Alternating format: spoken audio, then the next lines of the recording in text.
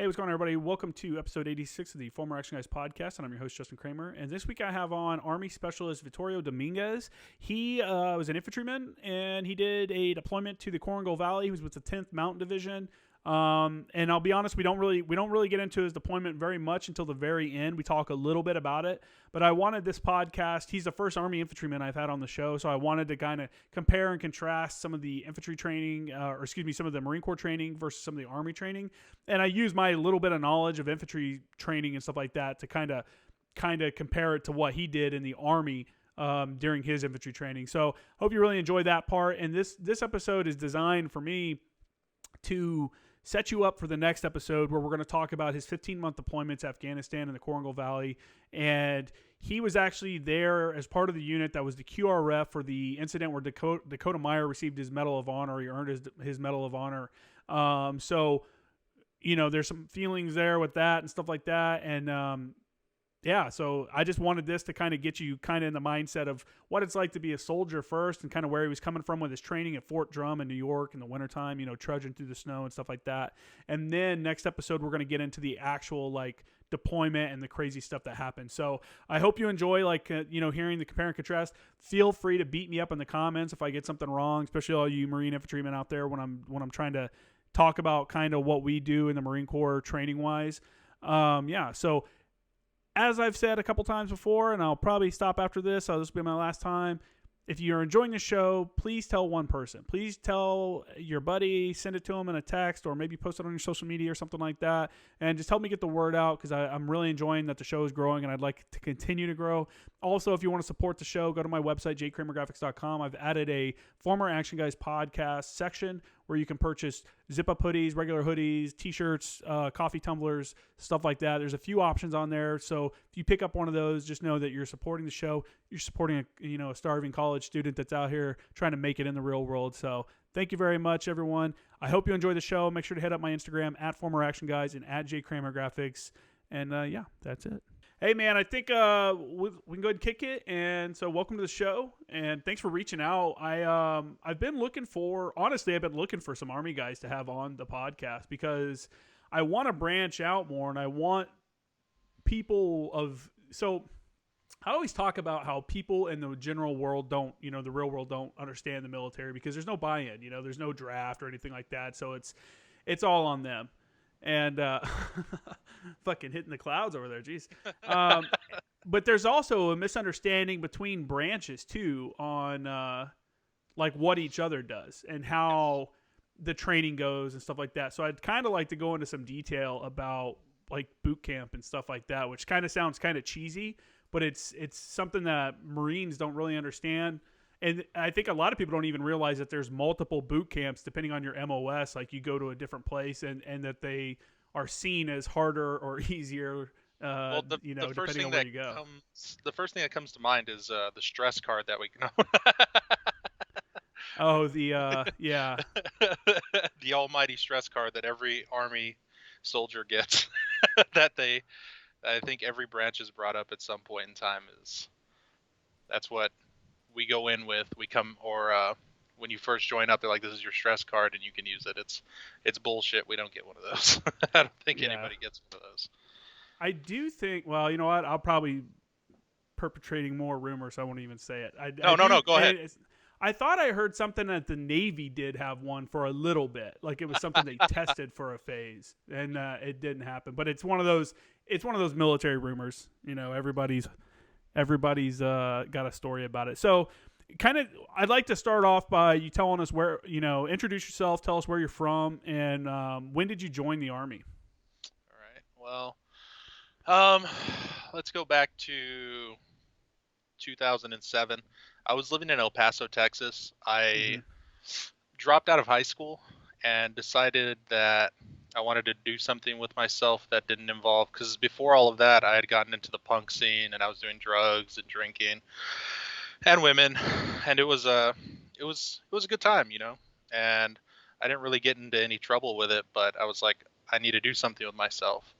So I decided to go to Roswell and do their Job Corps program, and I was going to do electrical wiring, and it's the beginning state of electrical engineering and all that groovy stuff. But I started going through their program, and I was like, this really isn't for me. I need to try and figure out something else to do. So I got my GED there, and my wife at the time, now ex-wife, we had just had a kid, and we were trying to figure out what to do. And I hate to be a stereotype with the whole situation, but I was like, the Army will help. The Army will make this work. So I go to a recruiter, and the initial process of joining the Army was actually very easy. I don't know. I hear all these issues people have. They have to get waivers. They can't make weight. They have to go through an extended PT period before they join because, they can't hack it. And I think every branch of service does something like that. Mm-hmm. But yeah, I had been up to this point drinking booze and beer and smoking cigarettes pretty consistently. I never really dabbled in marijuana though. And I think that sort of saved me too, because the drug test was like, there was no issue. I was just good to go. So I go into the recruiter, and the recruiter was I want to say an artillery dude, but Steel Rain, the Patriot missile or something like that. I want to say along those lines. And I went in there, and my immediate thing, the first thing that I said to him was, I want to blow shit up. I said, all right, I think we can hook you up. We got a job for you. Combat engineer. I was like, what the fuck is that? And he immediately went on to show me the super sweet moto video that the Army has for, you're going to build bridges, you're going to shoot pieces of deck cord out X amount of feet and blow stuff up, and it's going to be a good time. But remember, as a combat engineer, you're not always blowing stuff up. You're fixing stuff. And I was like, all right, well, this sounds cool. Sort of to go off a little bit, I didn't know what the infantry was in the Army. I didn't know that Saving Private Ryan, the dudes that were storming the beaches of Normandy, were infantry. I didn't know the guys that were in Black Hawk Down, fast roping out of helicopters, were Rangers that were infantry, that had to go through infantry training. I didn't know Delta operators were infantry. Mind you, they do go out the scope, but generally it's dudes that were in the infantry. So you didn't have any kind of like military background or anything like that? My grandfather was in the Air Force during the Korean War and Vietnam. Mm-hmm. And he, I think, got out as, he said it was the equivalent of a sergeant major, but on the Air Force side. Oh, okay. And my stepdad, who raised me, got out as an E4 of the Army after 8 years. And I had that, and I don't think either of them had any impact, though, on whether or not I was going to join the military. When I was really young, going backwards, like way too young to be watching them, I saw Terminator 2 and like RoboCop, the original. And really? That moment on, it was like, I'm going to be a robot cop patrolling the streets of fucking El Paso or something. That's hilarious. And I was like, well, the whole losing your arm. But going back forward, I'm at this recruiter spot, and I have no idea about anything when it comes to the military. I've seen the movies. I had a general idea that there's dudes that it was the base that everybody talks about, where everybody is doing that, if that makes sense. Everybody is kicking down doors. Everybody's, taking the fight to the bad guys and stuff. And I just assumed that's what I'd be doing as a combat engineer. So I was like, sign me up. I'll do it. So I go into MEPS, and I'm going through the paces, getting tested, getting my balls touched by a dude, duck walking, that whole situation. MEPS, for those that haven't experienced MEPS, the Military Entrance Processing Station, I think is what it's called. Every state has one. I think some have more than one. That is an unfortunate that's an unfortunate day. That's like do your duck walk, have a dude, like you said, touch your balls, make sure everything's good, bend over, spread your butt cheeks, like all that. Super weird. It was definitely... Did you have an old Air Force surgeon? Goddamn right I did, and he was older than dog shit. It's like they find the 90-year-old dudes, are like, sorry, man, you're the only job we got for you is looking at buttholes. You good for this? It's crazy. I guarantee you they're contracted out and making a bajillion dollars to do it though. Oh, probably. But You'd have to. But anyway, yeah, go ahead.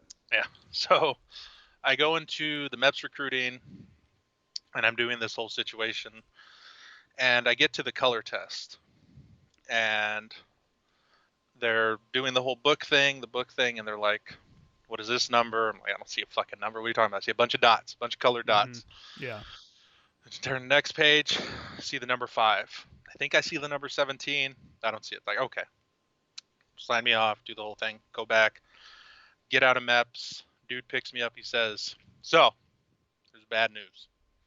I can't guarantee you an engineer contract." And I said, "Why is that?" He said, "Because you're fucking colorblind." I said, "Oh, all right. So what does that mean?" He said, "Well," and I shit you not, I feel like it was during the surge when Bush was trying to get anybody and everybody, and you could be dumb, deaf, and maybe that's the reason it was so easy for me to get in. I didn't have any fucking issues. But you could be dumb, deaf, or blind and get into the military without any issues. So I go up to the dude, and he's like, "You can't do it, and these are your MOSs that you can do." And I shit you not, I want to say 4 or 5 of them had something to do with janitorial duties, if that makes sense. That. Like, I was like, "What the fuck is this?" And he said, "Or you can go infantry." I was like, "Wait a minute, what's infantry?" He said, "Well, it's pretty hard, man, and I wouldn't recommend it, especially from someone that's in El Paso that doesn't really have an understanding of the military or any of that. You might want to do another job and then later on transfer over." That's kind of crazy that he's trying to talk you out of the infantry. He was, and no offense to people that are in infantry, but he was a super poke. It was like it was one of those things like you're gonna go to Georgia and you're not gonna have a good time, man. You've been upfront with me. You've told me your life experiences, but you're just, I don't think you'll make it. Are you ready for the suck that is about to occur? He said they're going to yell at you a lot and it's going to be difficult. I said, "I don't care. I want to blow shit up." So he's like, "That's what's up. All right. That's what. Hey, man. Hey, that's what." For those that are listening that haven't joined yet, that's what you have to do, man. You have to tell them what you want to do. Don't let them convince you what they think you should do. Like, go with your fucking gut and then ride it out, man. A lot of the jobs are good. Some of them are bad. But that's good on you, man, for standing your ground and like, "Nah, dude, I want to do this. Like, this is kind of what I want to do." No, that's exactly it. Is I didn't know that I knew that I wanted to go in and blow shit up. I didn't really understand that all these things that I was basing my choice off of had nothing to do with a combat engineer or anything like that. They were all the infantry. And it's weird how everything in my life led up to this moment. If I go back to when I was younger and my mom was working a lot and these people were taking care of me, their son was an Army Ranger in Lewis, at Fort Lewis. I think that's it. One of the Ranger. One of the battalions is there. And he was there doing training and he'd send back stuff and they'd, give me stuff, and I didn't really I don't know. I don't know what was wired going on. I just could not understand what this dude's job was. And I go back to looking at all those pictures. They had pictures hanging up of a hide, a picture hanging up of a mortar position. And being in the military, I'm like, I can identify these things now. But as a younger person, I was like, it's a bunch of fucking trees. I don't know what's going on there. Oh yeah, no one kind of broke it down for you, huh? Yeah. Yeah. So, 2 weeks later, I'm on a plane going to Fort Benning, Georgia. So real quick, you want to explain how there's different boot camps for different MOSs, and do you know like some of the different boot camps? Yes. I know there's one at Fort Sill for the artillery guys. I think most of my guys already know that. A lot of my listeners probably already know that because it's a lot of artillery people that listen. First of all, to go off on that whole situation, I love your podcast. I didn't say it at the beginning. Everything you're doing as far as the discussions you're having with everybody are freaking amazing, and they're very like gripping, and I can sit there and I ride a lawnmower a lot of the time. I drive a lot throughout the United States, and it's definitely something that good to go. I appreciate Uh, what you're I doing. appreciate the support, man. I appreciate it. With that being said, um, Marines, Air Force, and Navy have boot camp. Marines and Air Force, I have no idea what the fuck they do. Navy, I have no idea what they do. But as far as the Army goes, you guys have a, what is it? I think Marine boot camp is the closest to the Army, though, because you guys have boot camp and we have basic training, and then after your boot camp, you go to your school afterward, where it's the same thing. Where Army infantry goes through goes to basic training and conducts their MOS school there. It's called OSIT, One Station Unit Training. Yeah. And what they do is they pull you in, and they have, what is it? Red, white, and blue phase. And red phase, obviously, at the beginning is complete hell, and you're getting yelled at, and every day is a shark attack, and there's nothing you can ever do right.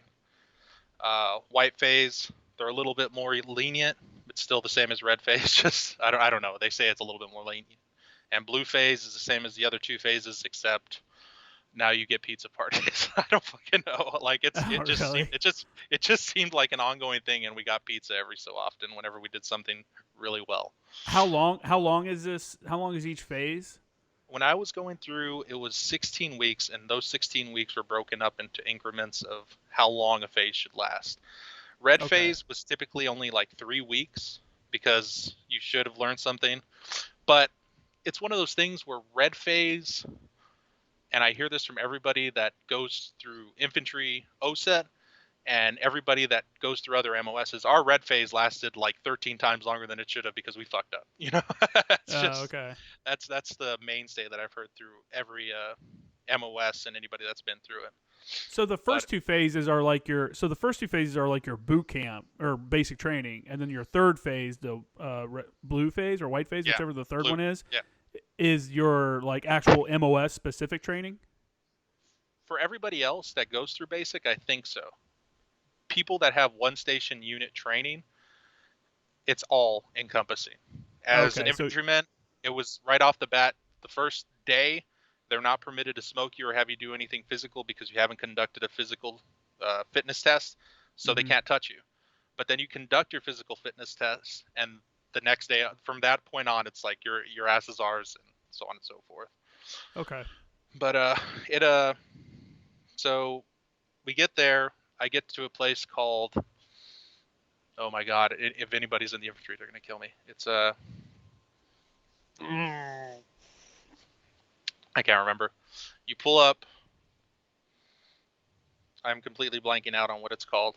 Well, like the reception center. Reception. There you go. The reception center. But I can't remember what the hell it was called. I can't. Talking to my old lady. It happens. It's a specific one. Oh my god. All right. I have to Google this. Sorry.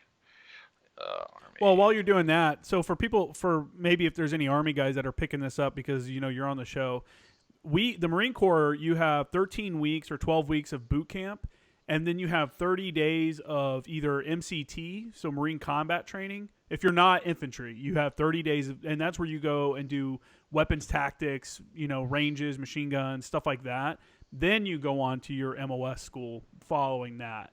If you're in the infantry, after boot camp, you go to SOI, the School of Infantry, and then you spend however long, your individual. I think it's like 2 weeks or a couple weeks. They all work together, and then they break off into their individual jobs, like mortarmen, infantry, riflemen, stuff like that. So, go ahead though. What did you figure it out? Okay.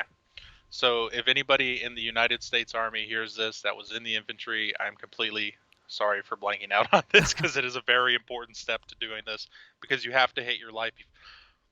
You hate your life so much that the yelling, the shark attacks seem like a relief from the monotony of 30th AG, the 30th Adjutant General Battalion at Fort Benning, Georgia, is hell on earth. It is the reception. It's where you go in, where you guys would do the yellow footprints, and we just get off a bus and get fucking yelled at.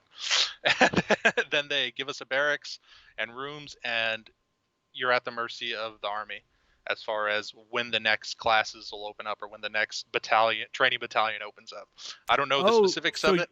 so you don't roll right in. So you may be sitting there for a little bit. 3 weeks. I sat there for fucking 3 weeks with 150 people doing nothing. And They and couldn't touch they us. don't mess with you. Man, that's They yelled at crazy. they yell at you, but it's a lot of sitting Indian style and getting yelled at. Huh. It's sort of good in the sense that for those 3 weeks I had smoked and drank prior to, so those 3 weeks were sort of like your Detox phase. yes, getting climatized to the whole situation. Because I'm from El Paso, Texas. Going to Georgia, it is Humidity. the humidity just punches you in the face People don't immediately. know, man. People don't know. I went to Paris Island, so I know Yeah. that humidity is horrible. Yeah, it's a bad time. But so for those 3 weeks, we're sitting at 30th AG, getting yelled at, going to chow 3 times a day, doing medical shit. The first week and a half, I think, is like, getting all your stuff fixed, because you did all this shit at MEPS, but they have to do it again because it's the military or for whatever reason. And then for a week and a half, we just sat there and waited for another training battalion to open up that we could get shipped to. And then, of course, everybody, the moment you step off the bus, you're like, this is it. We're getting yelled at. And you could tell the drill sergeants had been doing this for a while and that they were tired of it. So at 30th AG, you get off the bus. You're like, all right, you dumb fucks, blah, blah, blah, do your thing. This is what you need to do. Get all this. And obviously, we got there at night, so it lasted until like 3 a.m, where we had to get up at like 4 to attendance or something. But that was 30th AG. And then you get your training battalion where you're going to go, and then you get all the rumors. I'm not sure if any other branch of service or any other MOS has it, but the moment you find out what training battalion you're going to go to, it turns into the private news network. Just privates talking shit to each other the entire time. This unit, the one we're going to, is going to be so bad. You're going to die. People quit everything. It was really weird. But we get on the bus. That's funny. We've been at 30th AG for 3 weeks. We ship off. I went to Delta Company 150 Infantry Training Battalion. And it was just like the movies. I think everybody goes through it. The drill sergeant gets on the bus. You have 30 seconds to get the fuck off my bus. Go! And like everybody's trying to get through, and people are trying to shove through the drill sergeant, and it turns into, what the fuck are you doing? Why are you touching me? The whole shark attack situation. Hold it above your head. Why are you putting it down? Put this up. Pick his bag up. Pick your bag up. Why is there it's awesome. It was awesome. The fact that they're possibly doing away with that, or they have done away with that, just blows my mind. That was like, I saw the sergeant major of the Army posted a video on his on his Twitter, and it was like, does this look easy? And it was of them like, hey, recruit, come over here, and everyone's like, what are you talking about? This is bullshit. Like, why is this the thing now? It was like he did not get the comments that he was hoping he was going to get, because a lot of dudes were like, what the fuck? The whole point is to stress these dudes out. Like, that's part of it. Yeah, at 30th AG was the only time in my entire military career that I questioned joining the military, because I had so much time just to think about shit. And then when I got to actual basic training and MOS training, OSET, it was easy. It sucked, but it was pretty easy. Did you have anybody get kicked out in that first 3 weeks before they even made it to the actual training?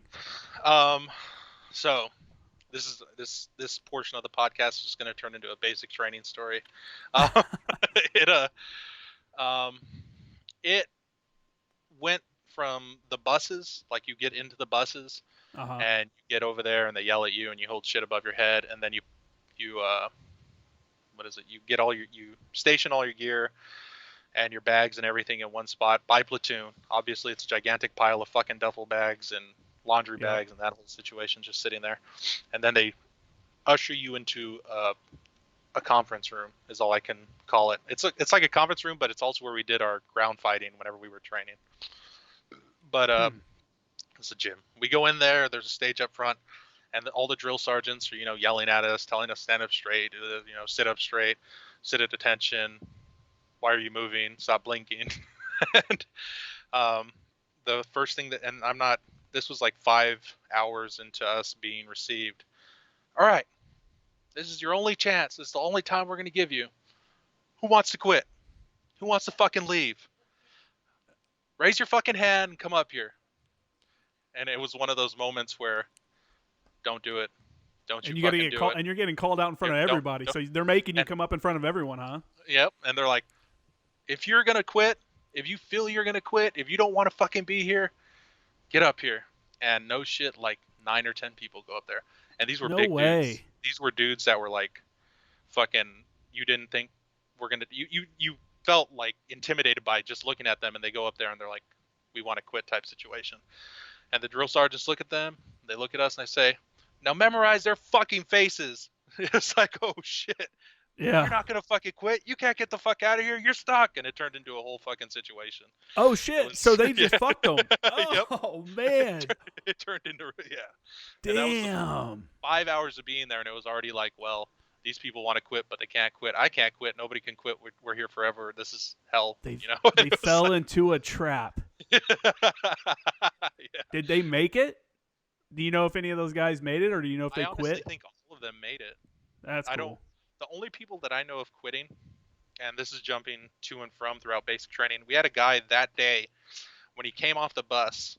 You have the step off and then a curve, but they never park in the right spot where you can step off the bus onto the curb. Yeah. And the dude's foot got stuck in between it, and through everybody pushing, he broke his fucking ankle. Oh man. And What shit luck. We got there on a Friday, and Monday was a PT test. So for 2 days, it was just sort of an introduction to, this is how you march and stuff like that. And our PT test is when they were like, it's one of those stories where like he was literally on the precipice of making it. Like he was right there. And then they told him to take off his shoe, and you just hear, what the fuck? It's like all swelled up and shit. It was, oh my it was God. bad. And so he became, and it's not it's not a term that I don't think anybody likes or uses now, just to be in that just to conform to not making fun of people. But the broke dicks, he was our first. Oh yeah, our first broke dick. We still use that. I mean, when I left the Marine Corps, we were still calling dudes broke dicks. We do too, obviously, but to the civilian populace at large that might yeah. hear that, like, you're calling them what? Making fun of their broke? It's like, Hey, it is what it is, man. It sucks. It's unfortunate, really. But he became our first one, and stayed with the platoon the whole time while he was healing. And then near the end of it, he had to go on leave or something. He came back. He went on leave, went home, came back after 2 weeks. I think it was just like medical leave of some sort. I don't know what they called it, because he could have gone to the TMC and just lived there for a little bit, recuperating. But he went home, came back. The TMC, Troop Medical. The medical company. Yeah, Troop Medical Clinic. Oh, okay. But they have an entire bay dedicated to broke dicks, so he could have lived there. Yeah. But he opted to go home for it. Came back, did a drug test, and popped hot. And that's the first dude that got kicked out. Damn, our dude. basic. It's there throughout. If we continue this, and I do another podcast, if we don't get to where I want to get to on this, there's going to be a lot of marijuana just issues throughout the Army as an infantry unit, because people don't want to be there. Yeah. And that it was an easy way out. That's true. Yeah, but it's a tough way out. You're fucking yourself, in the long run for something like that. And we'll get to it. If we'll get to it. I All right, cool. We'll get to it eventually. But can you so back to the basic training, infantry training. So like I said, the Marine Corps does all their boot camp, 13 weeks. Doesn't matter your MOS. You're all together. You're all getting hazed, beat the fuck out of, whatever. And then once you're done with that, you get 10 days off, and then they send you off to School of Infantry, and you either break off into the Infantry Training Battalion or Marine Combat Training Battalion, which is all the POGs, all guys like me. Mm-hmm. Now, like I said before, at the School of Infantry, these guys go for a couple weeks all together, and then they break them up into their individual specialties. Like, hey, you're mortarmen, you guys are small gunners or whatever, or assaultmen, excuse me. You guys are machine gunners, and then they train individually with their groups. So can you kind of contrast that for how the Army actually does all that? Yes, the Army. All right. Army infantry. As an infantryman, you have to. We have a badge actually for it. It's called the Expert Infantryman's Badge, and you have to Mm-hmm. be proficient as far as Army regulations go on every weapon system that the Army uses. I'm pretty sure it's every weapon system. I'm not sure if they incorporated the javelin or tow, but I'm pretty sure you have to be able to do that. And you go from station to station to do that for your expert infantryman badge. You get points and all that stuff. As far as basic training goes, you get there, you do your PT test, and then they issue you a rifle. I want to say 2 or 3 days after that. And that rifle is obviously, well, not obviously, because from what I heard you say, the Marines, when you get to your unit, you get your rifle, like your your primary unit, you get your rifle at the beginning. It's like, this is your rifle forever. You're going to live with it forever. Where, Yeah, kind of, yeah. yeah, in Army basic training, these rifles have gone through every basic training cycle, and it's just Yeah, we have in boot camp. Those are all boot camp yeah. rifles for sure. Yeah. Okay, so they give us our super sweet, and this this is where the big Army came into play at as my immediate just opening scene to my military experience. This is where Big Army comes in. I expected an M4 high speed gear, or at least light gear, IBAs with, the ACHs that we were using. And it was, here's your M16 with iron sights. Oh Here's yeah. your LBE from Vietnam with Mm-hmm. a IBA. Make it work. You're going to use a lot of tape and fucking rubber bands to hold this together. Here's What's your an IBA? canteen. Intermediate ballistic armor. It's Oh, okay. the Flak jacket, you plate guys use carrier. it where you have plates. It's like a plate carrier, but it's plates, and then it's got the ballistic, the Kevlar in between it, and it's uncomfortable. It's one size fits large, medium, and it's the worst thing Hmm. in the history of the world, honestly, because it rides on your neck a lot, and you got all your equipment. But we've got that, and then we've got the Vietnam era LBEs, load bearing equipment, where it's got a clip up front. You got your 2 magazine pouches with 6 mags pop, your canteens. I was Yep. just, I don't know. I was expecting something cool. And then we got our stupid ACHs that we look like penises because we had that super sweet Army digital camo, that the ACU camo that looked gray all over, and just nobody had night vision, so we didn't even have a night vision mount. Nobody could use netting. It was just like, here's all your Vietnam and current military equipment and your M16 with iron sights, and it's like, oh, so this is what it's like when you're going in at a surge in the military. You just get whatever. And the reason I say it's my introduction is because I thought, well, this is what I'm going to war with now. This is the equipment that we have. Yeah. I'm going to be fighting in Vietnam era equipment against whoever we're fighting. So they give us this, we get our rifle, and to go back to the how it's all integrated together. When you first get there, it's decided whether you're going to be an 11 Charlie, which is a mortarman, or an 11 Bravo, which is an infantryman that uses everything else. From my understanding on the 11 Charlie perspective, once you become a mortarman, it goes platoon mortarman, which use the 60, and Mm-hmm. then HHC, the higher headquarters company mortarman, which is the 81s, and then that's where you're at. From there, you go from HHC, and then you go to headquarters, and as your rank goes up, you just continue to move up as far as the battalion goes. And then you become a fires chief, and that whole situation, a section sergeant for the mortars.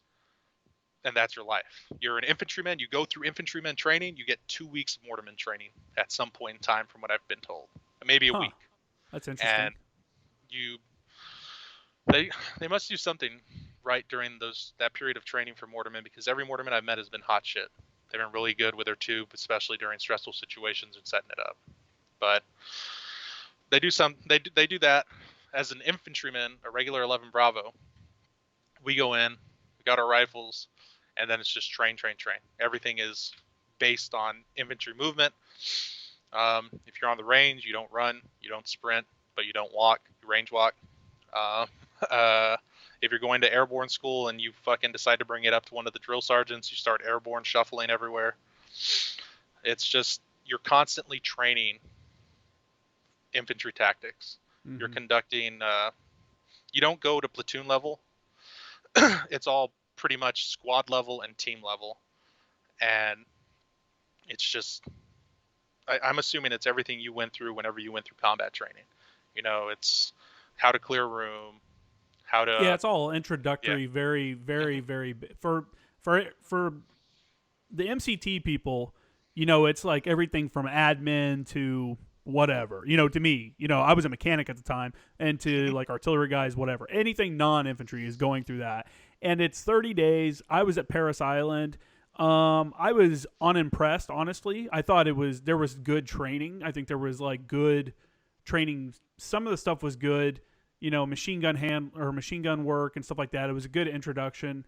I think they were a little behind on some of the stuff. Like we were learning like how to program like a 119 or 117 or 119, the very basic like stupid one, like clear, stow, like punch, Yeah. like it's like 3 steps to do it, and which maybe that's on purpose. And then the land nav there was kind of for me. And again, my experience might have been different. And I was there during the surge, like you were, 2006, and they were just kind of like whatever on land nav. Like I remember there was a female instructor that we had, and she was like, "Oh, you went to this point, right?" Like giving people points, and I'm like, "What the fuck?" And I was kind of like you, I guess. I was disappointed. Like, this is it? This is the experience? Like, Yeah. But that's because there's people there that, like there's admin people there that are never going to do land nav at some point. Or you don't think. To grab onto that, we did that. That's all our basic training was all of that. We didn't have another portion to it, but it was to get us out to our units so that every unit within the Army, every battalion has their own set of TCPs and TTPs, TTPs and all that other groovy stuff. And it's you do your initial, you learn everything, you learn how to walk, you learn that you're gonna fucking march a lot at the time. You learn that the 240 Bravo's heavy and the M249 are heavy, and if you're gonna want to shoot them, you're gonna have to carry them type situation. And then they give you an introductory class to the 50 cal and the Mark 19, and it was pretty much just having everybody line up behind each other behind a weapon system. This is the 50 cal. This is the operation. This is how you use it. Blah blah blah. If you have a malfunction, conduct this immediate action. Blah blah blah blah blah blah. If you have a runaway gun or something to that effect, try to break the linkage, so on and so forth. All right, first guy, bang bang bang bang bang bang. All right, get the fuck behind. Go back there. Go sit on the bleachers. Next guy, bang bang bang bang. And that's the way all the heavy weapons went.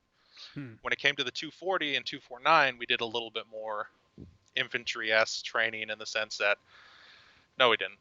They just gave us a fucking gun and did the same thing. We had a dude really? we had a dude that had a fucking round explode on the feed tray. Yeah. And that stopped the day shoot, but we did a night shoot with night vision where obviously after 600 rounds you can't see through the night vision because the gun's smoking so bad. Yeah. So it turned into shooting in the middle. It looked awesome with tracers. How did you have a round explode? Was it overheating? Is that what it was? Yeah. And It was. I want to say it was every platoon had 3 240s, and those 240s were just running the whole platoon, and the whole platoon had, I think, a belt of 50 rounds, and there were 54 of us in our training platoon because the training platoons were oversized because the influx of soldiers, and then they get people through. Were you guys doing barrel change procedures and stuff like that? Barrel change? No. See, I will say I bitch about MCT. I say MCT was not good for me, but at the same time, I will also say that our weapons training was pretty good. The weapons, the instructors were, you could tell the instructors were pretty serious about like, they were all veterans of Iraq. This is 06. So these are all guys that re-enlisted who had been in like the invasion and shit like that. And so the weapons training was good, and I think they were really serious about it. We did barrel changes. We also didn't get very many. Same thing, like maybe 50 or 100 rounds per person. But every person, when you finished your 50 or 100 rounds, you did a barrel change, just so you knew how to do it and shit. And we practiced beforehand as well. Yeah. And so we were doing all this training or all this really the biggest focus is because they have to cram everything. You have to do your DNC and all that. And DNC in the Army isn't anything that you guys spend like 2 or 3 weeks training on that DNC? shit, right? What is that? The dress and cover, the marching.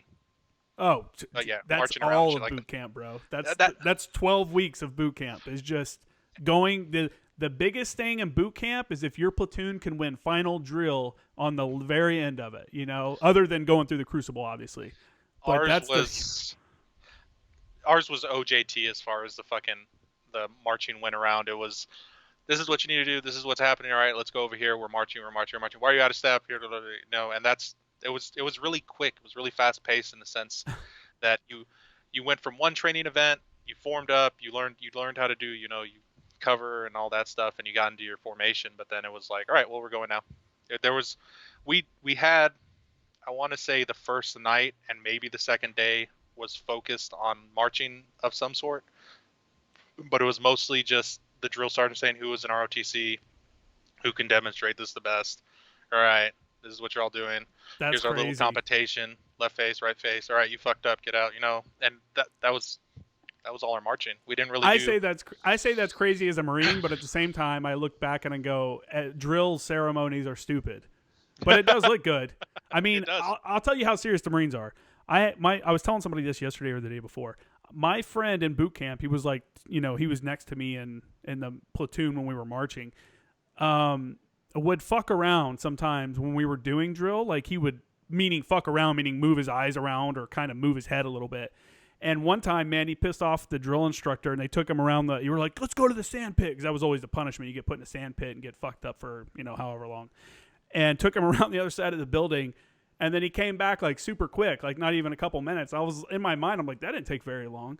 And then he got back next to me, and I was like, bro, that didn't take very long. And he's like, man, he fucking punched me in the mouth. And he like looked at me, and his mouth was full of blood. And I was like, holy shit, like quit fucking up while we're doing drill, man. Yeah, those dudes don't fuck around at Paris Island about drill. I went in at a point where it was the new army and the old army sort of intermingled. You had drill sergeants that had only gotten their E6 and then went to drill sergeant school immediately. They were supposed to be squad leaders, but it was like, no, we need more drill sergeants doing the infantry thing. I think that's another thing, is infantry school, or the infantry MOS, 11 Bravos and 11 Charlies, are trained by infantry soldiers as drill sergeants, where every other MOS can be infantry or whatever. They just get sort of intermingled together, whatever your drill sergeant is. But infantry are trained infantry. I think that's the way it works. That's cool. That's how SOI is for our guys. Only the infantrymen are teaching other infantrymen how to do their job, for the most part, from what I understand. But to grab onto your whole getting punched in the mouth, we had a dude that we were on our 10-mile walk, and we were all sucking dick for beer money. It was a bad time. This was past 8. It was 2 miles or more, but they did the whole, there's the barracks. Oh, yeah. Walking by. There's nothing more depressing than going by where you live as you're like on a run or a hike and you think it's almost over. So like, no, sorry, bro. We're walking, and this dude, he was a really, like, I don't know, he's the guy that would, like, I think would write poetry to his old lady type situation. But he was bitching, and he was like, I just can't do it. I can't do it. And then the drill sergeants keyed on to that, and they just started fucking with him. And we were on our march and stuff like that, and we get to the range, and it was the up-down drills where you have your rifle in front of you, and then you turn to whatever side you're supposed to turn to, and you pull your rifle up and engage. And that was the training we were doing. That it was just a rifle range like that. But they're fucking with this dude this whole time. And we had a normal kit on our bag. We had our armor, our LBs on us with water, camelbacks, sleeping equipment, maybe an extra uniform, probably not, socks. It was just a real simple loadout. And in basic training, you don't have to carry your own food or water. It's transpoed there. So we didn't even have any of that. And our bags maybe weighed 20, 28 pounds. This drill sergeant's like, hey, and this is the dude that's fucking up, hey, go pick up my rucksack. And he goes to pick it up, and our rucks are like this big in comparison to your body, like ours are smushed together. This drill sergeant's, he had one of the old Alice packs, and that motherfucker was just, yeah. And he goes to carry it, and he can't, and he's fucking falling over. He falls over, and out of the back explodes like 3 cans of Chef Boyardee that are like this big, the gallon cans. Yeah. It just goes, you're fucking up my dinner. And I remember the dude getting up, and one of the senior drill sergeants looking at him, and then roundhouse kicking this motherfucker in the chest as he flies over the rucksacks. It turned into an investigation, and The drill sergeant ended up getting moved and stuff like that, but that's all that happened. That's all that came of it. It was one of those things like all the drill sergeants understood. The dude took the dude that got kicked when they had the investigation was like, he didn't even really kick me, he just shoved me. It was one of those things where everybody understood you were fucking up. He's like, I knew I was fucking up. It is what it is. And so they moved him. But that was my moment of like clarity of these dudes don't give a fuck. Yeah, this is serious. Yeah, This is yeah, one for of those sure, things man. like, but so our basic training is broken up, I guess you could say, into the walks. You have your 2 mile, your 4 mile, your 6 mile, your 8 mile, your 10 mile, your 12 mile.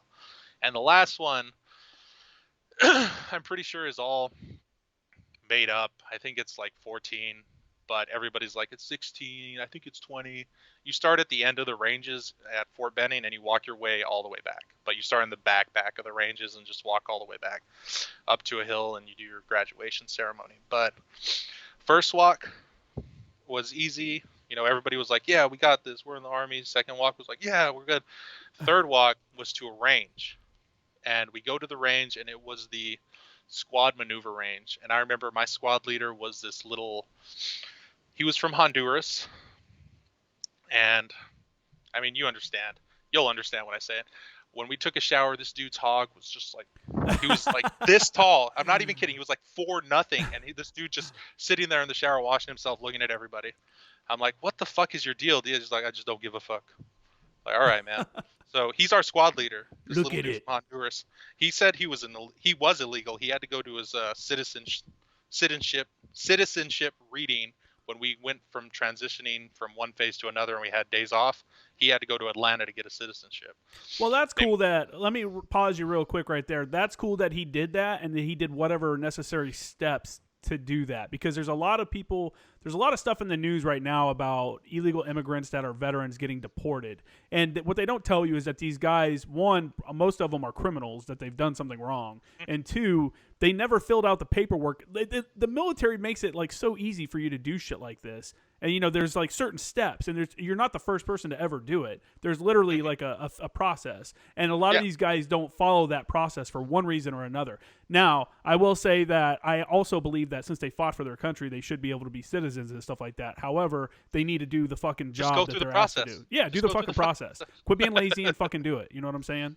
But I also don't know the full process. Let me pull back and say I don't want to sound like a dick, but I do want people to understand that there is a process a lot of these guys aren't doing, and a majority of the ones that you hear on the news that are deported are criminals. One of them was a dude that had been trafficking cocaine, and then it was like they don't mention that in the news stories, Anyways. Diaz, my squad leader, was a fucking degenerate. Let me just say that. But he was a good dude.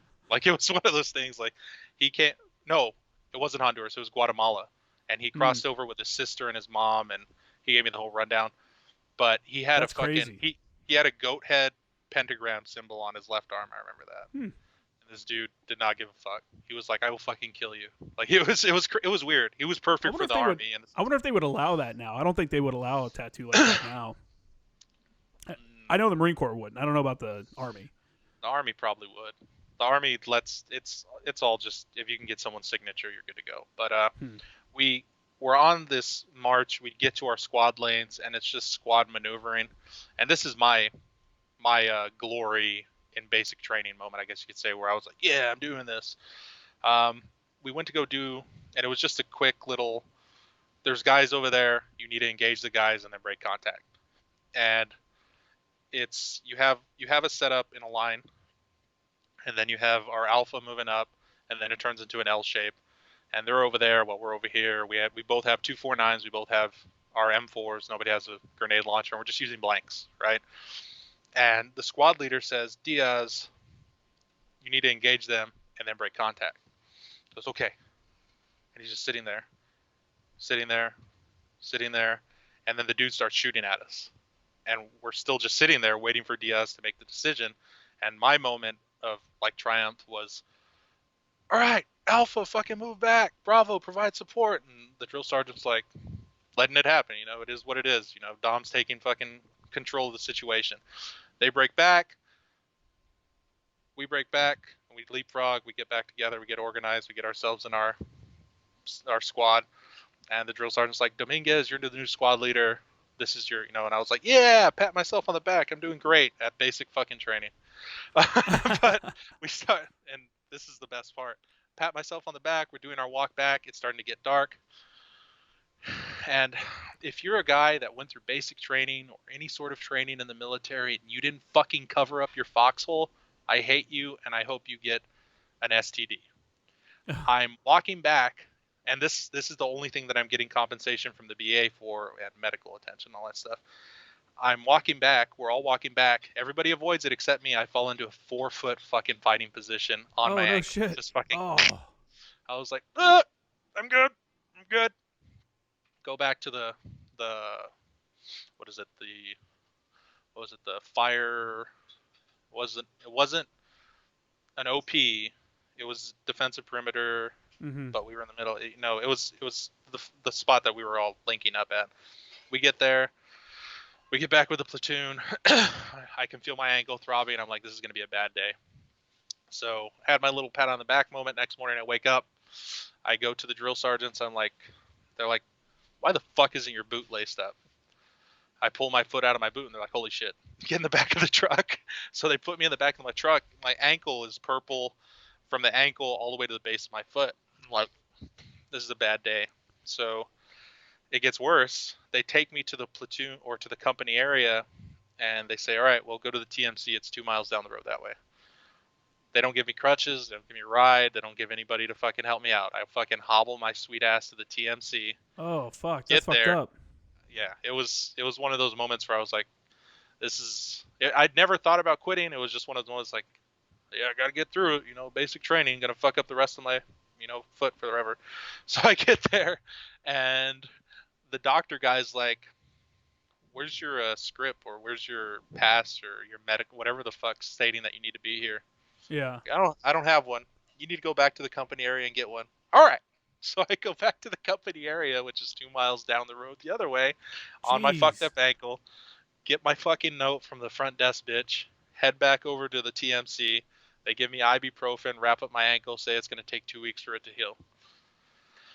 I'm fucking sitting in the barracks, a broke dick, for a week, and then I can walk on it, and obviously I fucked up my ankle for the rest of my life after this because then we had another march, and my drill sergeant said, if you can't make the march, you're going to be reset back, or you're going to be put in a different platoon so you can heal. Yeah. So I walked it. Our 8 mile was me falling in the hole. Our 10 mile was me walking on a fucked up ankle. But it healed up to an extent. It did what it needed to, and we went on our 10 mile to another range. It's just all the basic training is a bunch of ranges, a bunch of classes, and I want to say my basic training was everybody's was a little bit more relaxed back then as far as the Army went. Instead of like where I assume the Marines, where you guys have drill instructors that are angry and, hate, they're just there, like, instead of where they become lazy or completely and utterly they're just out to the wind. They get angry and more responsive, and they're like, I'm here, you're here, we're going to fucking destroy it. The Army was more like, just fucking do your job. Do what you fucking need to do. We're going to yell at you no matter what. It's just don't suck. If you suck, we're going to fuck you up. And we had a pretty easy time for the most part. Again, the pizza party situation was out of control. I feel like we got like 6 of them while we were in basic training, and everybody ate until they puked, and then we had a road march afterwards and then puke some more. That's crazy. Dude, I starved in boot camp. I fucking went to boot camp, and I was over my weight. And when I first I was telling my buddy this the other day too.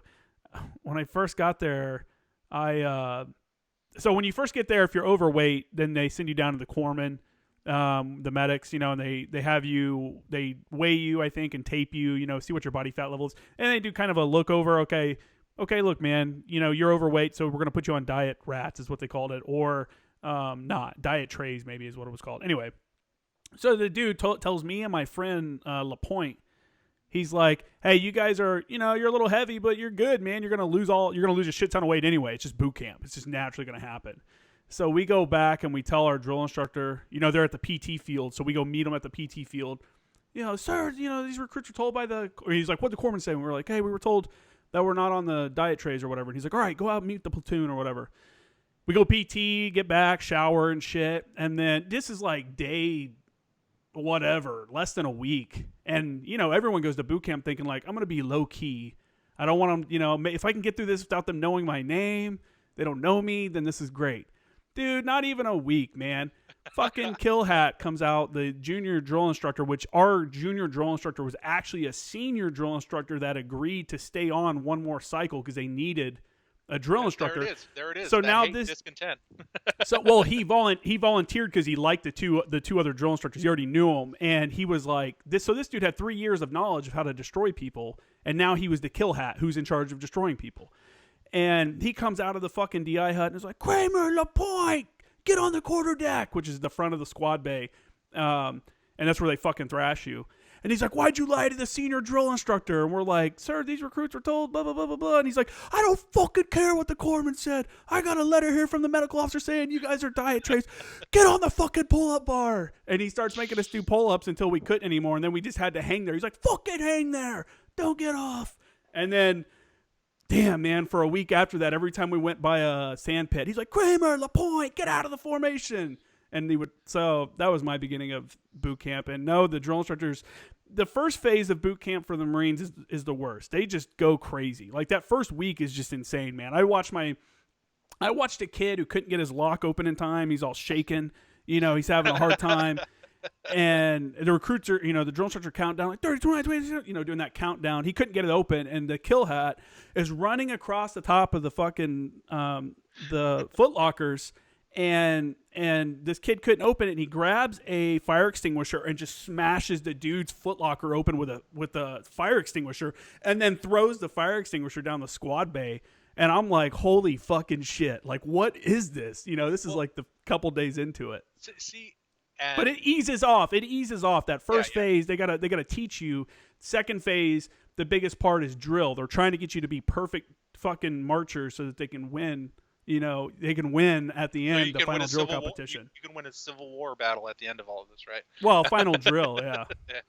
But we right in the middle portion, someone fucked up or something, and a drill sergeant picked up one of the wall. It was a big motherfucker. Picks up a wall locker and throws it in the middle of the bay and says, "Everything needs to go downstairs now. We're on the 3rd floor. Everything needs to go downstairs now." So we disassemble all of our bunks and fucking take them downstairs and set it up as if it was the platoon bay. Oh yeah. And then it turns into fucking gigantic. Everybody just cleaning everything. Yeah. But, do I have anything else to say about basic? So I guess, is there any kind of other infantry training? It seems like and let me kind of summarize and tell me if I'm not getting it right.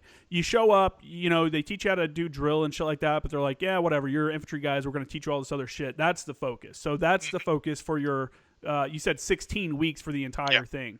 When you guys finish, you're an infantryman, but you don't get the expert infantryman badge, right? That's when you get to your follow-on units, correct? That's something you can earn later on. So for my listeners, think of it, my Marine Corps and Navy listeners, it'd be kind of like their surface warfare pins or FMF. We call them FMF, Fleet Marine Force corpsman pins. The Navy does that, and our corpsmen, they go around and get all these Marine skills. And once they've got their little book signed off that they did all these tasks, then they get their FMF pin, is what it's called. So that's it sounds like it's kind of a similar thing for that. When you leave boot camp, do you guys all go to the same unit together? Is it all like, do you stay together this entire time, or are you all split up to different units? All right. So near the end of basic training or infantry basic. Sorry. The OSET. That's what it is. It's not basic training. It's OSET because it's one station unit training. You're doing everything there at once. So OSET, near the end of it, people that were, well, first of all, at the end of your, I want to say it's the week before. I think it's 2 weeks before the end of training. No, it's a week. And it's, cleaning. You clean all your fucking TA-50 gear, get everything spotless for the next group that's going to come through and all that. That's part of it. But you get on your last hump, which is the 16 to 30 mile, whatever the fuck they say it is, to Honor Hill, which wasn't a thing back in the day. So older infantry dudes might not know of it, but the more recent ones, you go to this place called Honor Hill. They have a fire going. There's this fucking thing in the middle of full of grog, which is just pretty much hot sauce. It used to be back in the day when I think the Army was cool. It was booze, but it was Yeah. your celebratory, your infantrymen. Now, mind you, we'd been walking all night, and we were sweating our fucking balls off, and it had just gotten into the fall time in Georgia. Mm. So it was fucking cold as fuck standing there. Everybody's standing at attention, freezing their fucking balls off, sweating. I'm pretty sure some people got hypothermia. And we're just sitting there freezing, and they're like, you guys are blah, blah, blah. I can't remember any of it. I don't remember anything that was said that night because I was just like, let's turn in our fucking gear and go to bed. It was like 2 or 3 in the morning. So we're standing there. They all hand us our canteen cups. And they're like, all right, get grog. You guys are infantrymen, blah, blah, blah. You guys can wear So the devices in the Army, everybody has on their lapels when they're in their Class A's or their dress uniforms, pretty much tells you what their job is. The infantry gets cross rifles and a blue disc underneath, and that's how you can tell an infantryman. And then we get a blue cord, which everybody talks shit about because apparently they issued the blue cord during Vietnam to make people feel good about being infantrymen or something because they couldn't get enough people or something like that. But you get a blue cord, you have your blue discs, your cross rifles, and from that moment on, in your PTs or your guys' skivvies, you can wear your cross rifle lapel. You wear your cross rifle lapel to show that you have gone through Honor Hill, and now you're just fucking waiting to get shipped to a unit. So all this happens. We're sitting there. They do that. They tell us all that, and we're sitting there like, all right, congratulations. And everybody goes to take a drink, and it's hot sauce. It's just everybody's just fucking. We walked. Everybody's out of water. Everybody's black on water. And it's just fucking hot sauce. Yeah. Everybody's like, fuck our lives. So they take us back down. We turn in our equipment, turn in our rifles, turn in our night vision. Any sensitive items we might have had on us get turned in. And now it's like 4 o'clock, and this is the first time in basic training they let us sleep until like 1 in the afternoon. And we sleep, we get up, we go to chow. They wake us up for lunch chow. Go do the chow thing, come back, and it's just clean everything. Star chamber's never clean enough. And then like the last 3 or 4 days, they're passing out orders as far as where people are going. Now, yours truly didn't get orders to go anywhere. Along with half of the platoon, we got orders to go to Javelin School in Fort Benning, Georgia. So that's cool. They give us our orders to go to that. Everybody else ships out to their units. And this is right around Thanksgiving time.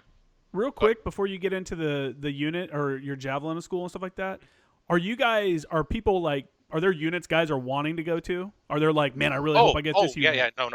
So I don't understand the whole Marine thing because from what I've been told by people, older Marines, is that it wasn't a choice. It was like, this is what you do. This is all you can do. But from what I've heard in your podcast, you guys can lat move from job, which is what you did. Yeah. And you can, get a secondary MOS. In the Army, at the beginning of, I'm not sure if it's basic. I think basic, you can pick all 3. You can pick 3 duty stations that you want. And you typically don't get any of them. You get wherever the fuck. It's generally needs of the Army. Yeah, it pretty much went out in quarters. A quarter of us went to Javelin School, a quarter of us went to Fort Drum, a quarter of us went to Fort Campbell, a quarter of us went to Fort Bliss.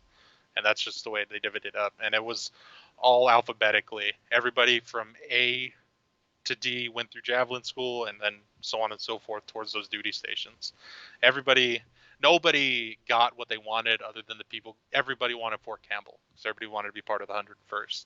But it was one of those things where nobody got anything other than Fort Campbell people, and even some of those didn't want to go to Fort Campbell. So does that legacy ride, huh? The 101st Airborne legacy still riding from World War II? I know people they got a lot of shit when they lost their jump mission when they stopped being airborne. I cannot speak on I cannot speak on the legacy of the 101st because I wasn't there. All I know from what I've been told is it's keep trying to qualify for your air assault badge until you do it. And then if you don't do it while you're there, then you leave. And that's it. Like you do regular infantry stuff, but I'll get to that whenever I get to the Fort Drum thing. Okay. But cool. As far as it goes in basic training, everybody was like 101st, yeah, that's what we want to be type situation.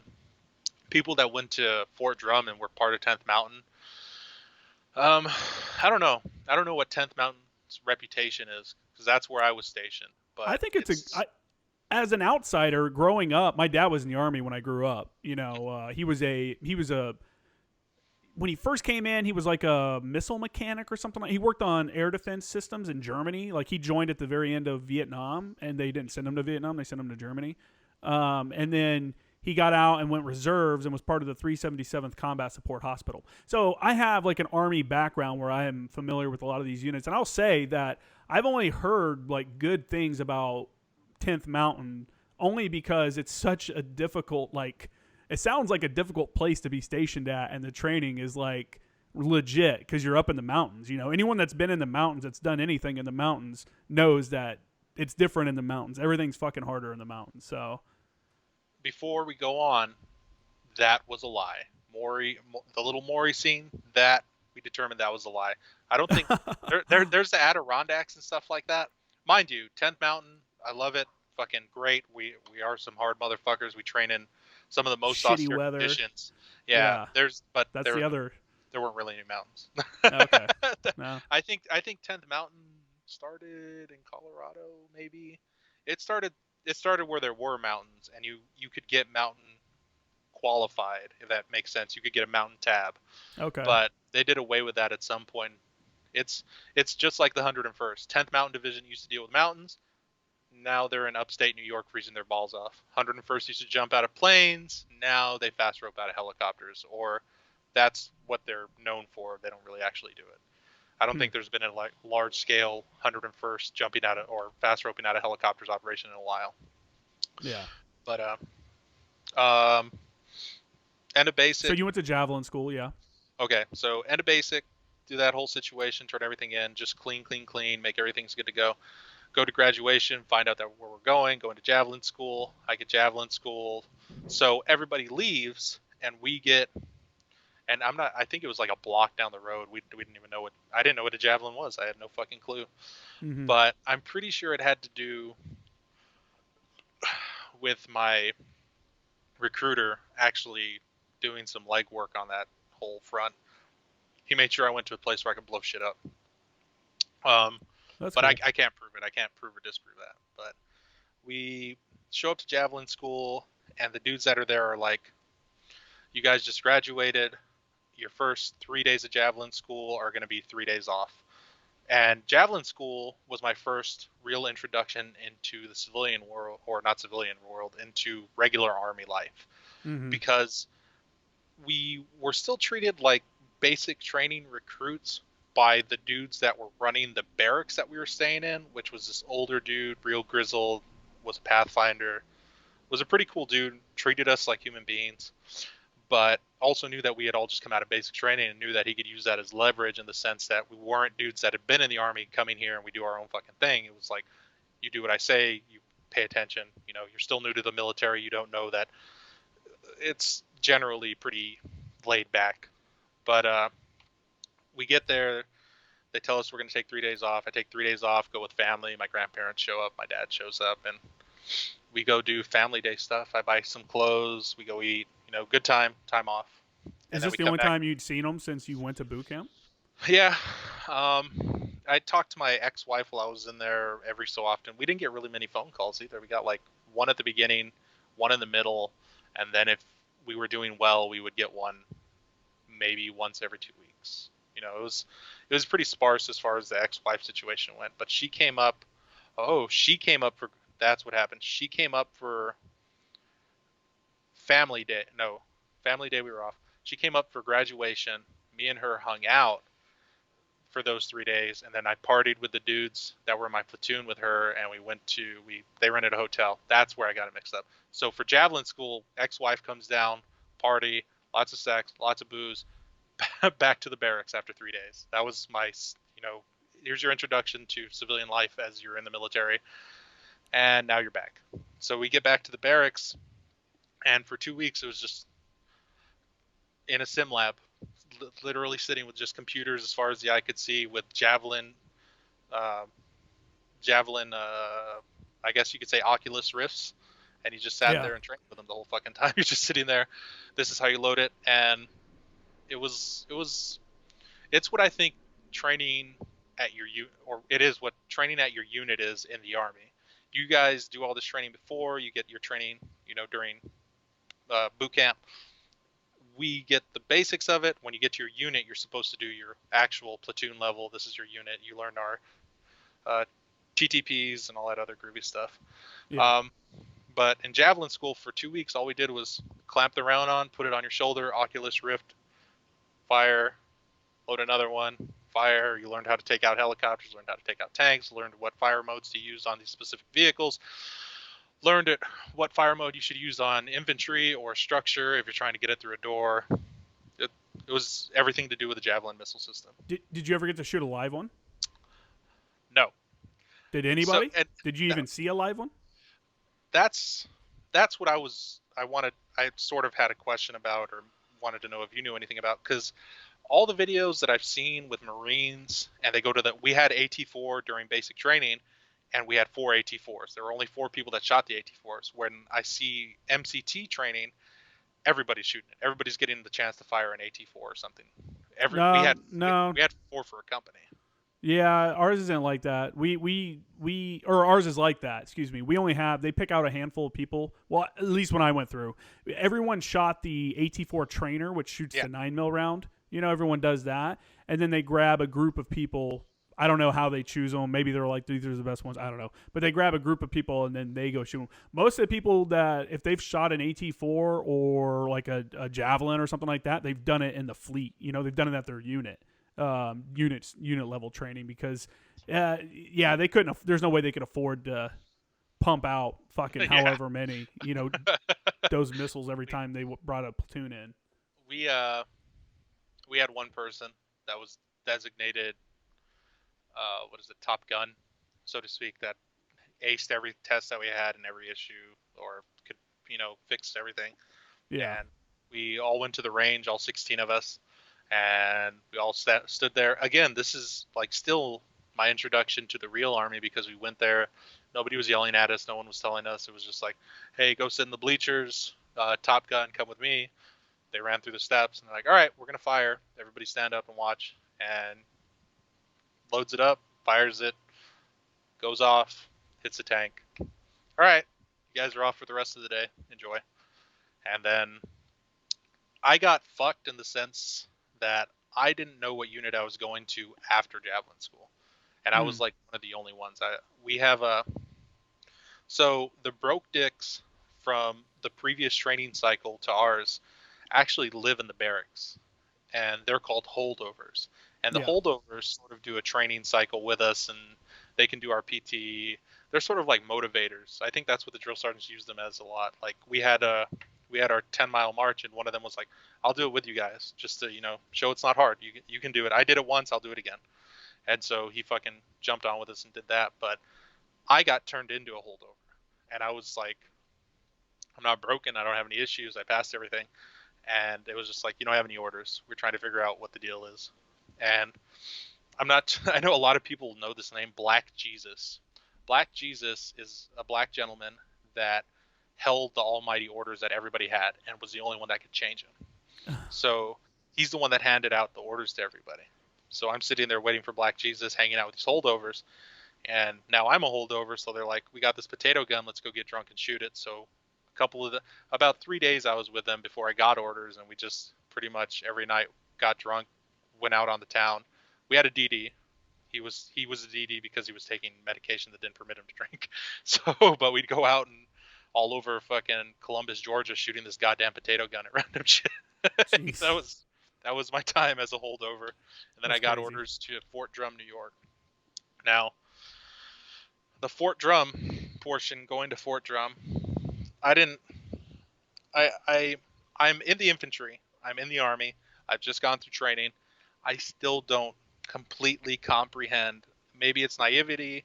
Maybe I'm fucking stupid. I just cannot comprehend the gravity of the situation, of the decision that I made to go infantry. I didn't know. I didn't have any idea that all these units that were praised for something, and everybody that has a unit citation for something in the Army that did something cool, were in the infantry. And I just still don't understand it. I can't grasp it. I haven't grasped it. So I get my orders, and I'm to fly out that day to Chicago and then to New York. It's going to be a big plane to Chicago and then a little two seat on either side, smaller what is it, jump plane or whatever the fuck they call it. Mm-hmm. It was propeller driven too. So I get to Chicago and it immediately turns into I get to Chicago at like 2 in the afternoon and it immediately turns into standby. You're on standby until further notice because we can't fly because it's storming so bad. I'm like, all right, sweet. So I'm laying there. I remember going to a bar that was there, and there was this cute chick, and I was married at the time, and I hit on her, and then I remember eating, and fucking leaving a tip and going back to the plane, and just sitting there.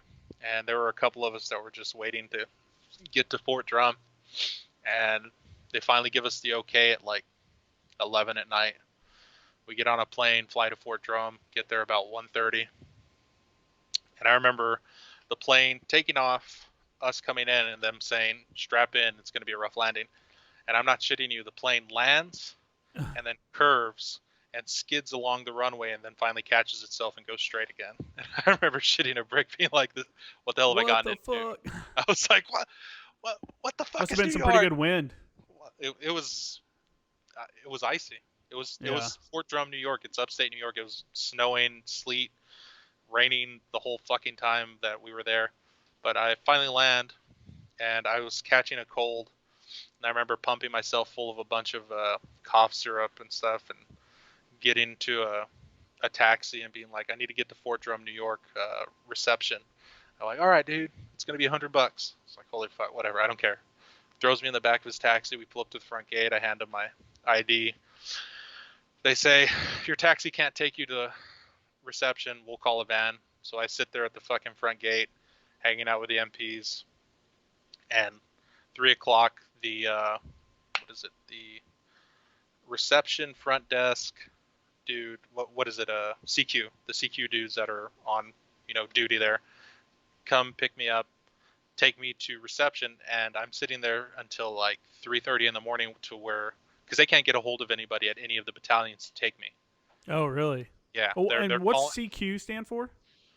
I have no idea. Command of quarters. It's the dudes that are on duty during the evening. The 24-hour duty cycle. Yeah. Yeah. You guys call it duty. We call them CDOs, command duty officer. Yeah. Ours are typically an NCO and a private as a runner. And they can't get a hold of anybody. I'm sitting there. They're trying to call different battalions.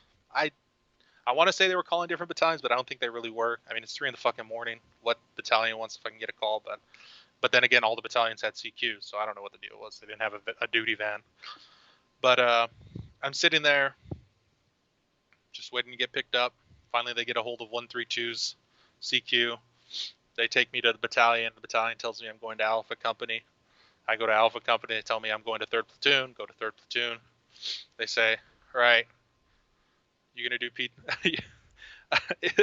All right. I get there at 1 in the morning. I had been traveling all day. I was sick. I had pumped myself full of fucking cough syrup. And now at this point, I'm getting into PTs because they told me that the 3rd Platoon sergeant's like, yeah, get into your PTs. We're doing PT this morning. I'm like, all right, like fucking groggy as fuck. And I'm getting my shit together, getting it all on.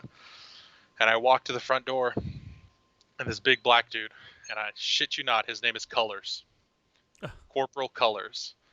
Grabs me, goes, who the fuck are you? I'm Dominguez. I'm new to the platoon. It's like, go lay down. But he thought you were like drunk or something? I don't know what he thought, but he fucking tells me go lay down. Fucking throws me back in the room that I had been given. I go into the room, I go lay down, take a nap, I wake up, I sit there for a second, I look over and I notice that there's an ashtray with cigarette butts in it and a pack of cigarettes. Well, all right, so I go grab a cigarette, light it, and start smoking in the room that I'm inside a government building that I didn't know I could smoke in or not. Sitting there smoking. I'm like, fuck my life. I'm gonna die. This is the worst idea of my. And I look over and I remember looking over and it's like 5 feet of fucking snow. And I'm like, God fucking damn it. What have I done? Why am I here, God? And my roommate for a little bit until my wife got down and I could get off-post housing. His name's Cass. Walks in, and he's a dude from the reason they put me in this room, and I didn't know it. The dude that they put me with was an E4 that had just come back from the Korengal Valley in Afghanistan and was from El Paso, Texas. So me and him were talking, and then we find out we're both from El Paso, and he's a cool dude. And he's like, "That's crazy. They put a brand new guy in with an E4." Oh, the Army. That's crazy, dude. He's not a corporal though. He's a specialist. E1. That's. Can you want to explain that difference real quick on the E4? Because a lot of Marines don't understand that. All right. So you have your private first class, and your specialist. No, private 2, which you actually get your little stripies or your stripe, and then PFC, which is with the rocker at the bottom, and then specialist is the upside down shield, also known as the sham shield among everybody in the Army, because once you hit an E4, you have a bunch of privates to do your fucking dirty work. But you get the sham shield, and then you have to go through a board in order to get pinned corporal or to become an NCO. And the thing is, if you've been a specialist long enough, you go through the board, you skip corporal, and you become a sergeant. It's really? One of those, it's one of those things that the Army does that I'm not completely okay with. But the reason you get specialist is because you've done your time as a private, and you're trying to make that move. You might not be, because I know dudes that were specialists for like 6 years. They just didn't want to become non-coms. But you make that move, and you get to that point where you're a specialist, and it's a bump in pay. And most of the time, team leaders or squad leaders will put a little bit more responsibility on you. They'll give you specialists, from what I've been told, not in our platoon or in our battalion, but specialists typically get the 249 because it's more responsibility to be the automatic gunner, where instead of just a basic rifleman, if that makes sense, you're the base of fire while everybody relies on you to fucking move up. But typically, that's what they do. That's odd, yeah. We usually that's the new guy gets the saw. Exactly, right? Yeah. You get the fucking weight. Yeah, it's always the new guy. Some guys carry it longer because they want to, because they grow attached to it. Like once you're a saw gunner, it's like, man, I love this gun. Like you can tell the guys that really love it. But usually Army, that's a new guy. I think that's what they typically do. That's what we did. It was like a new guy thing, and they just grew to love it even when they were specialists. But in the big Army, you have more rank. You become, if you're on a machine gun team, you're the one carrying the machine gun and using it. You're not the AG, the assistant gunner. And when you're in a fire team, you get the saw because you're a higher rank and you have more responsibility as far as that machine gun goes. Because if the machine gun goes down, you lose your, it's a whole thing. Yeah. But that's the way it worked.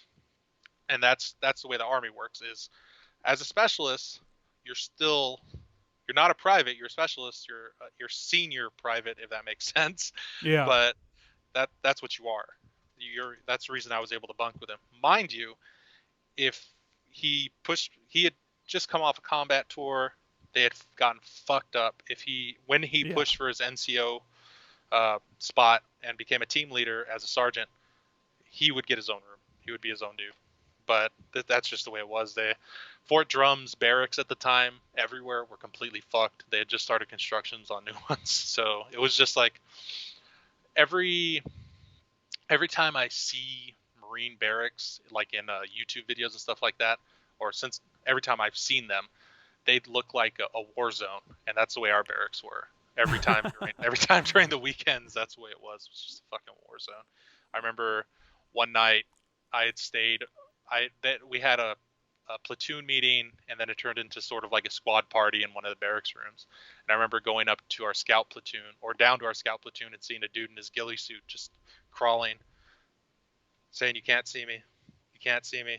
You can't." Of course, he was blackout drunk, but that's just the way they fucking rolled. That's the way it was a lot of the time. That was, I think that was a common thing, or is a common thing in the infantry barracks. There's a lot of shenanigans. I mean, at Anglico, I was with Anglico. I don't know if you know what that is, but they had some wild times between themselves having parties, and then every once in a while they'll get in little battles with recon battalion up the hill and shit like that.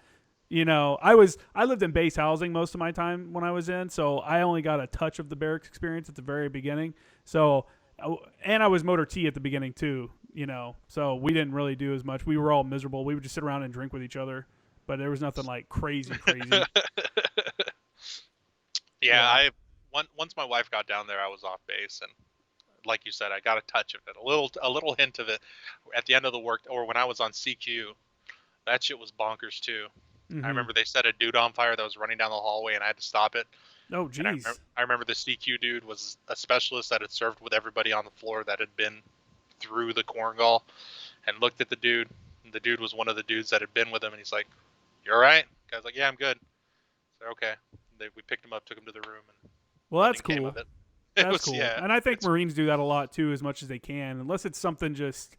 When you're on duty, you're just like, please, like when you're the officer of the day or the duty NCO or whatever you want to in the barracks, you're like, please let nothing happen in this 24-hour period. Yeah, it's like, please. And then if you see something, you're like, please don't be a major incident, and I can just kind of ignore it. Like, let me.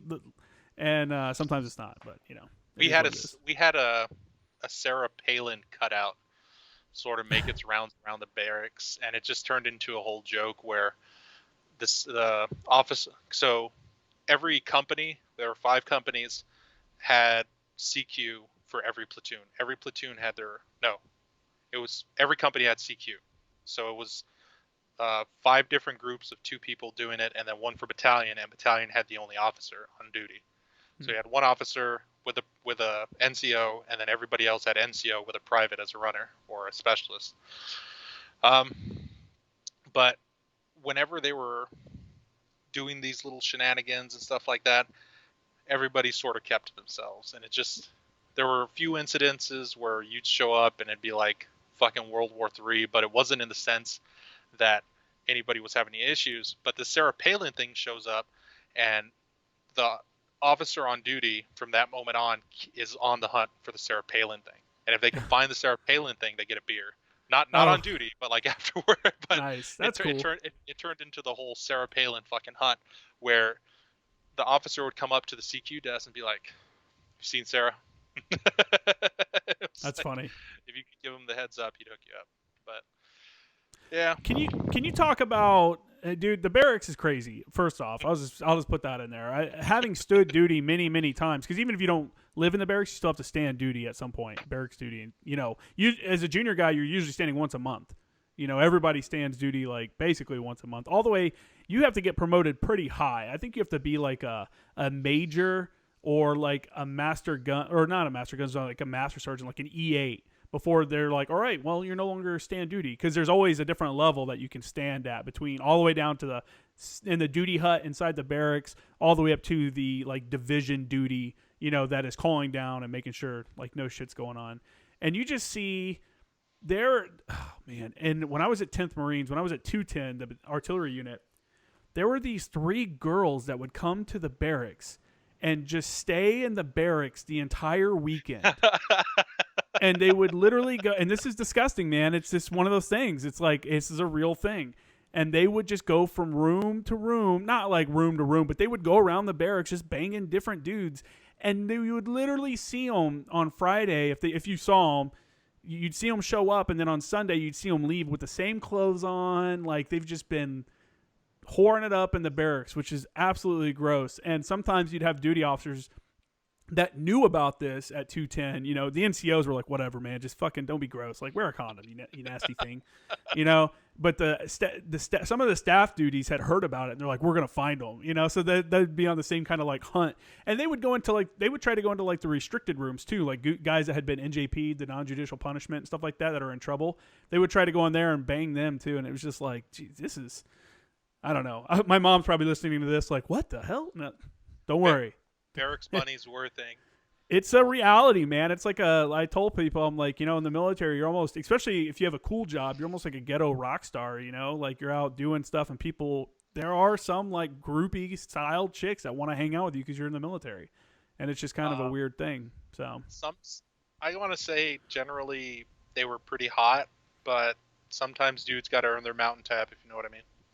Man, you should see, we used to go to this place called Gertz, and not Gertz, it wasn't Gertz, it was outside Fort Sill. Gertz was a cool spot I would go to. I think someone got stabbed there, like one of the soldiers at Fort Sill got stabbed there So they no longer allow people to go there. But there was this like country bar, and guys would go there, and it was just notorious. Dudes would wait till like 2 a.m. or right before closing to try to pick up whoever they could and take them back. I'm like, you guys are animals. You know, some of these dudes are animals. Like you, I was married, so I didn't. You know, these weren't my experiences. But we had the quintessential bar outside of the gates. It was called the Ugly Stick, and it is exactly what you thought it was. I've never been to New York. How is the city outside of the gate of Fort Drum? Because I will say this: the towns outside of gates have a reputation of being shitholes of every base. And I will say that in Camp Lejeune, North Carolina, Jacksonville's a shithole, kind of, but it's gotten way better, and it's full of retirees that just kind of decide to live right outside the gate because it's convenient. And then people there think it's bad, and then people here at Camp Pendleton, California, they complain about where they're at, but they're on the beach in San Diego County. Like, it's when I came to Camp Pendleton, guys would complain about, oh, the town sucks, it's full of Marines. I'm like, bro, you don't even know, man. You need to go to Camp Lejeune where it's all Marines and retirees. It's like one of those places where you go to Walmart and there's some old crusty sergeant major like, where's your belt? You know, like, dude, get off me. Like, leave me alone, you know? And I will say this, though, but between Marine bases and Army bases always have the shittier, like, towns. Like, Fayetteville is a fucking shithole. Outside Lawton is a shithole. Like, it's, like, so much worse than what we have outside Marine bases. So how is it outside of Fort Drum? All right. So I've been to two. I've been to two bases, like lived in two bases, right? Mm-hmm. And Fort Drum, outside, you have a place called Watertown. This is the town nearby, right? So just to sort of give you a picture of it, you have the base, which is the installation, mm-hmm. and then you have space, like a large portion of space between Fort Drum, farmland, and then Watertown. Okay. That buffer where Watertown's at is the farmland, and if you can you can live there, and like if you go off base at drinking and you're in that farmland, that's your moment of clarity of like, I don't want to do this, let me go back. And a lot of people use that, and a lot of people are like, I was on my way there and I was like, I'm not going to go there. Fort Drum, so it's out in the middle of nowhere, huh? It sort of is, because I don't know, because I didn't really hang out there. I was with my wife and stuff. But when we got back from Afghanistan, a couple times we'd go out as a platoon or squad, and there were 3 major bars. I forgot what the fuck they were called. One of them was a primarily black bar. One of them was a dance club with primarily white soldiers, and then one of them was the gay club. I personally love the gay club because whenever I went in there with a battle buddy, they'd watch my 6, but I get free drinks because I get hit on. But I mean, whatever you gotta do, you know. Yeah, it was what it was. I was a young fucking specialist at the time, just trying to get my drink on after a fucking deployment. Yeah. But Watertown is a shithole, from what I understand. It's beautiful when it snows. It's real pretty, but the ambiance of it just fucking kills itself after you fucking spend a day in town. It's just... I remember a hill the size of God in the Walmart parking lot of fucking snow that had piled up that looked like brown shit because they had just kept piling it on. And that's the way the entire town looks, man. Mind you, anybody from Watertown that might be listening to this or ever hear this, I'm sorry, but Watertown is a fucking shithole. And From your experience. It's populated by fast women and a lot of dudes that just couldn't leave Watertown after they got out of the military. So that's kind of like Jacksonville. That's kind of like Jacksonville, North Carolina, then, right outside of Camp Lejeune. The nearest town, the nearest city, though, is Syracuse, which is 60 miles down the road. Primo. Syracuse is primo. Yeah, I've heard that's nice. I've heard that's nice from a few buddies that are from New York. Yeah. So let's talk about, now that you're at your unit, and this is where in the Marines, like we talked about before, the Marine Corps and the School of Infantry, SOI, they get the basic, they learn the weapon systems, they learn their jobs all individually, right? And then they come together, I think, and do a big training event at the end. and utilize all the weapon systems and stuff like that. But then they get sent to their units, and that's where the real training begins. That's where the like, all right, bro, now we're gonna fucking teach you like how we're doing it. Here's how we do our squad rushes. Here's how we do these platoon movements, stuff like that. And they're not easy on those guys at all. Like if you show up any combat arms unit, if you're a boot, that's what we call the new guys. If you're a boot, like it's tough, man. It's tough living because they're fucking harassing you constantly. Like there is a set of knowledge that you are expected to know, and until you know it, you will not. It's just gonna be shitty. It's just gonna be a shitty life until you learn your job. Because at the time and now, I mean, guys are coming back from these combat zones that have experience and know the reality of what war is, and they're like, dude, it starts now, bitch. Like fucking learn. And for me as an artillery guy at 210, when I was a boot as a mechanic, I mean, I thought I was going to go in and start turning wrenches. My first day was literally cleaning the heads only, painting the walls. I was redoing the bathrooms. That was my job. I was like, this is fucking what? And I'm getting yelled at while I'm doing it. The infantry guys are just getting beat up and harassed and shit like that. And then at 210, when I was there, you were basically a boot and you weren't really trusted until we went to Fort Bragg, because we'd go out to Fort Bragg for a month to do a month-long firing exercise with all the artillery units on the East Coast. And if you went through that month-long phase and like showed that you're capable and you're learning and shit like that, then it kind of eased off a little bit when you came back. You're still the junior guy, so you got the working parties and shit like that, but you weren't like harassed. But if you go out there and suck, then it is what it is. It's just, that's your life now. So can you talk about, for the infantry guys, the training, what training did you start doing at your unit? And at what point did you find out about your deployment, and how did that affect the training? All right. So I get to the unit after being sick and sucking ass. And I remember my first week there, they were doing a 50-mile road march. Mm-hmm. And that's just a 50-mile hiking gear, obviously, but it sucks ass. And I remember being able to get out of it like a piece of shit because I was like, I'm not going to go 15 miles. I just did 15 miles. Oh, 15. I thought you said 50. No, I was 50. Like, holy fuck shit. No. This baton death march. No. It was a 50-mile road march, and I was new, obviously, but one of my roommate, not my team leader. I hadn't been put anywhere yet, but my roommate, because your first week at a unit is pretty much just doing medical stuff, making sure you're fit, you got out of basic, you don't have any medical issues or anything like that, and then going to CIF and getting all your initial issue and all that stuff. Mm-hmm. And so my roommate's like, tell him you got to go to. He's getting his shit together the night before, and he's like, call the platoon sergeant. I don't want to say his name. He was a good dude, and he's not someone that I asked permission for. But he's like, call him and call him and tell him that you have dental in the morning. And if he asks, just say yes. I was like, okay. So I called the platoon sergeant, and he's like, hey, are you ready for the 15-mile tomorrow? I got dental tomorrow. He's like, all right. And then hangs up the phone. Next morning, I show up for formation. He says, all right, everybody that's got meetings, go do them. And so I fall out and go up to the room and start playing Xbox. That was my first, like, that's one of the classic only junior. Classic junior Marine moments. Or junior soldier experience right there. That was like, oh, okay. I never used it again, but I was like, dental. I'll remember that whenever I become something at some point in time. But my battalion, going backwards from what I've heard and what I've been told, I'm sure you've seen Restrepo. Yep. And then the follow-on, which was Korengal, I believe. My unit was the one that established the Korengal outpost and everything to do there. Okay. I know dudes that I would consider friends that they didn't have a good time while they were there. They had a really, really tough time of it. Is this before you got to the unit? You're talking about, okay. Yes. And this will lead to the whole marijuana thing eventually. But in Restrepo, they're like, we're building Restrepo, we're getting shot at every day. Our guys got shot at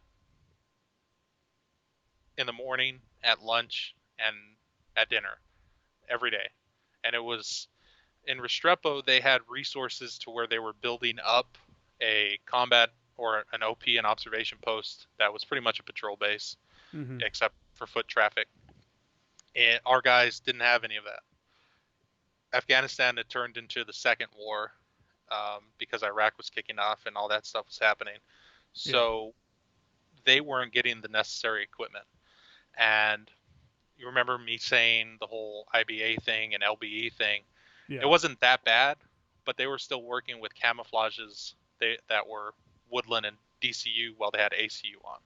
And they had mismatched pouches, and some of Mm-hmm. them had woodland or DCU rucksacks with the black plastic portion that held the whole thing together, and it was a mess in the sense that they weren't really getting any support, and a lot of the dudes that a couple of the dudes that were in my platoon that were senior, one of them got there as a private right after basic training and was a replacement for 3 dudes that had gotten killed. It was 1 dude for 3 dudes, and he had gotten there, and he was a cool dude whenever we were hanging out, but you could see the fucking, what was going on whenever he'd look out in the fucking distance. He had 1,000 yard stare, but they it was oh they were supposed army deployments when I was in were a year at a time, and they were getting ready to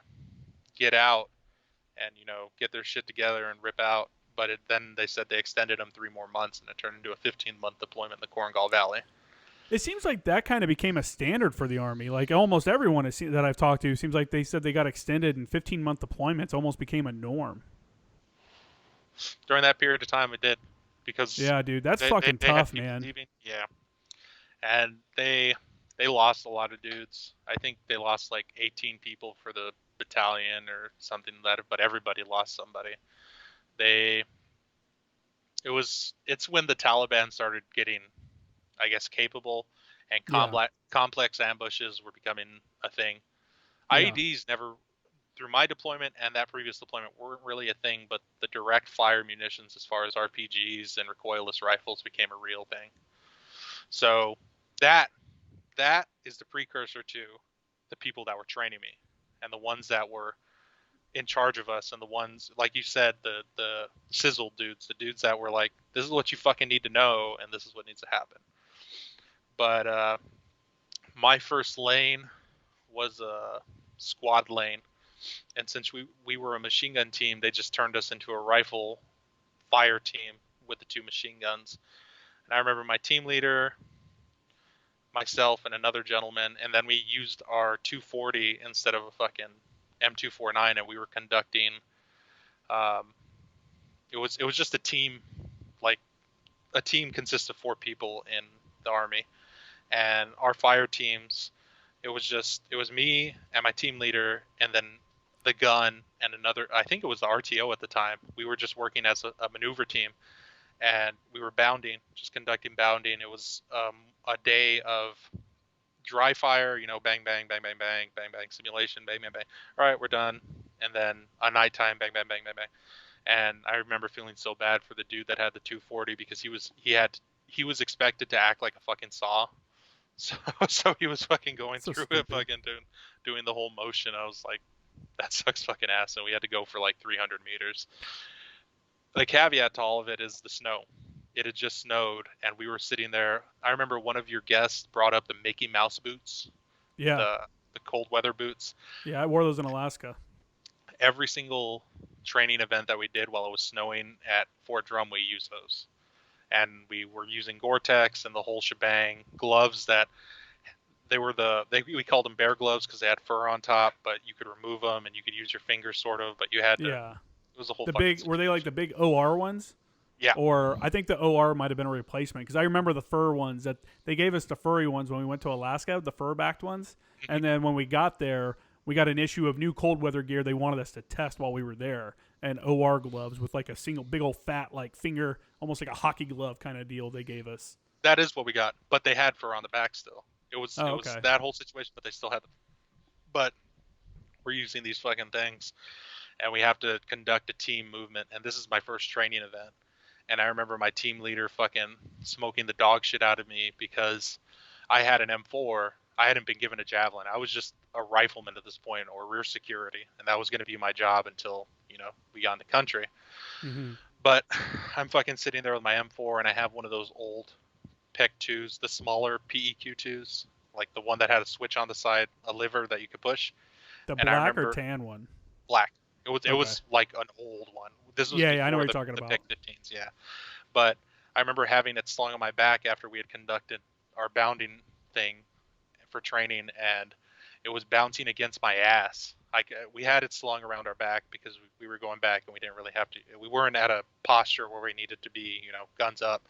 And I remember bouncing against my ass, and my team leader pulls me aside and he says, "Dominguez, I swear to fucking God, if I see your laser go off while it's bouncing against your supple ass one more time, I'm gonna smoke the dog shit out of you." And I sort of laughed, and he said, "What?" I was like, "Okay." And it happened again.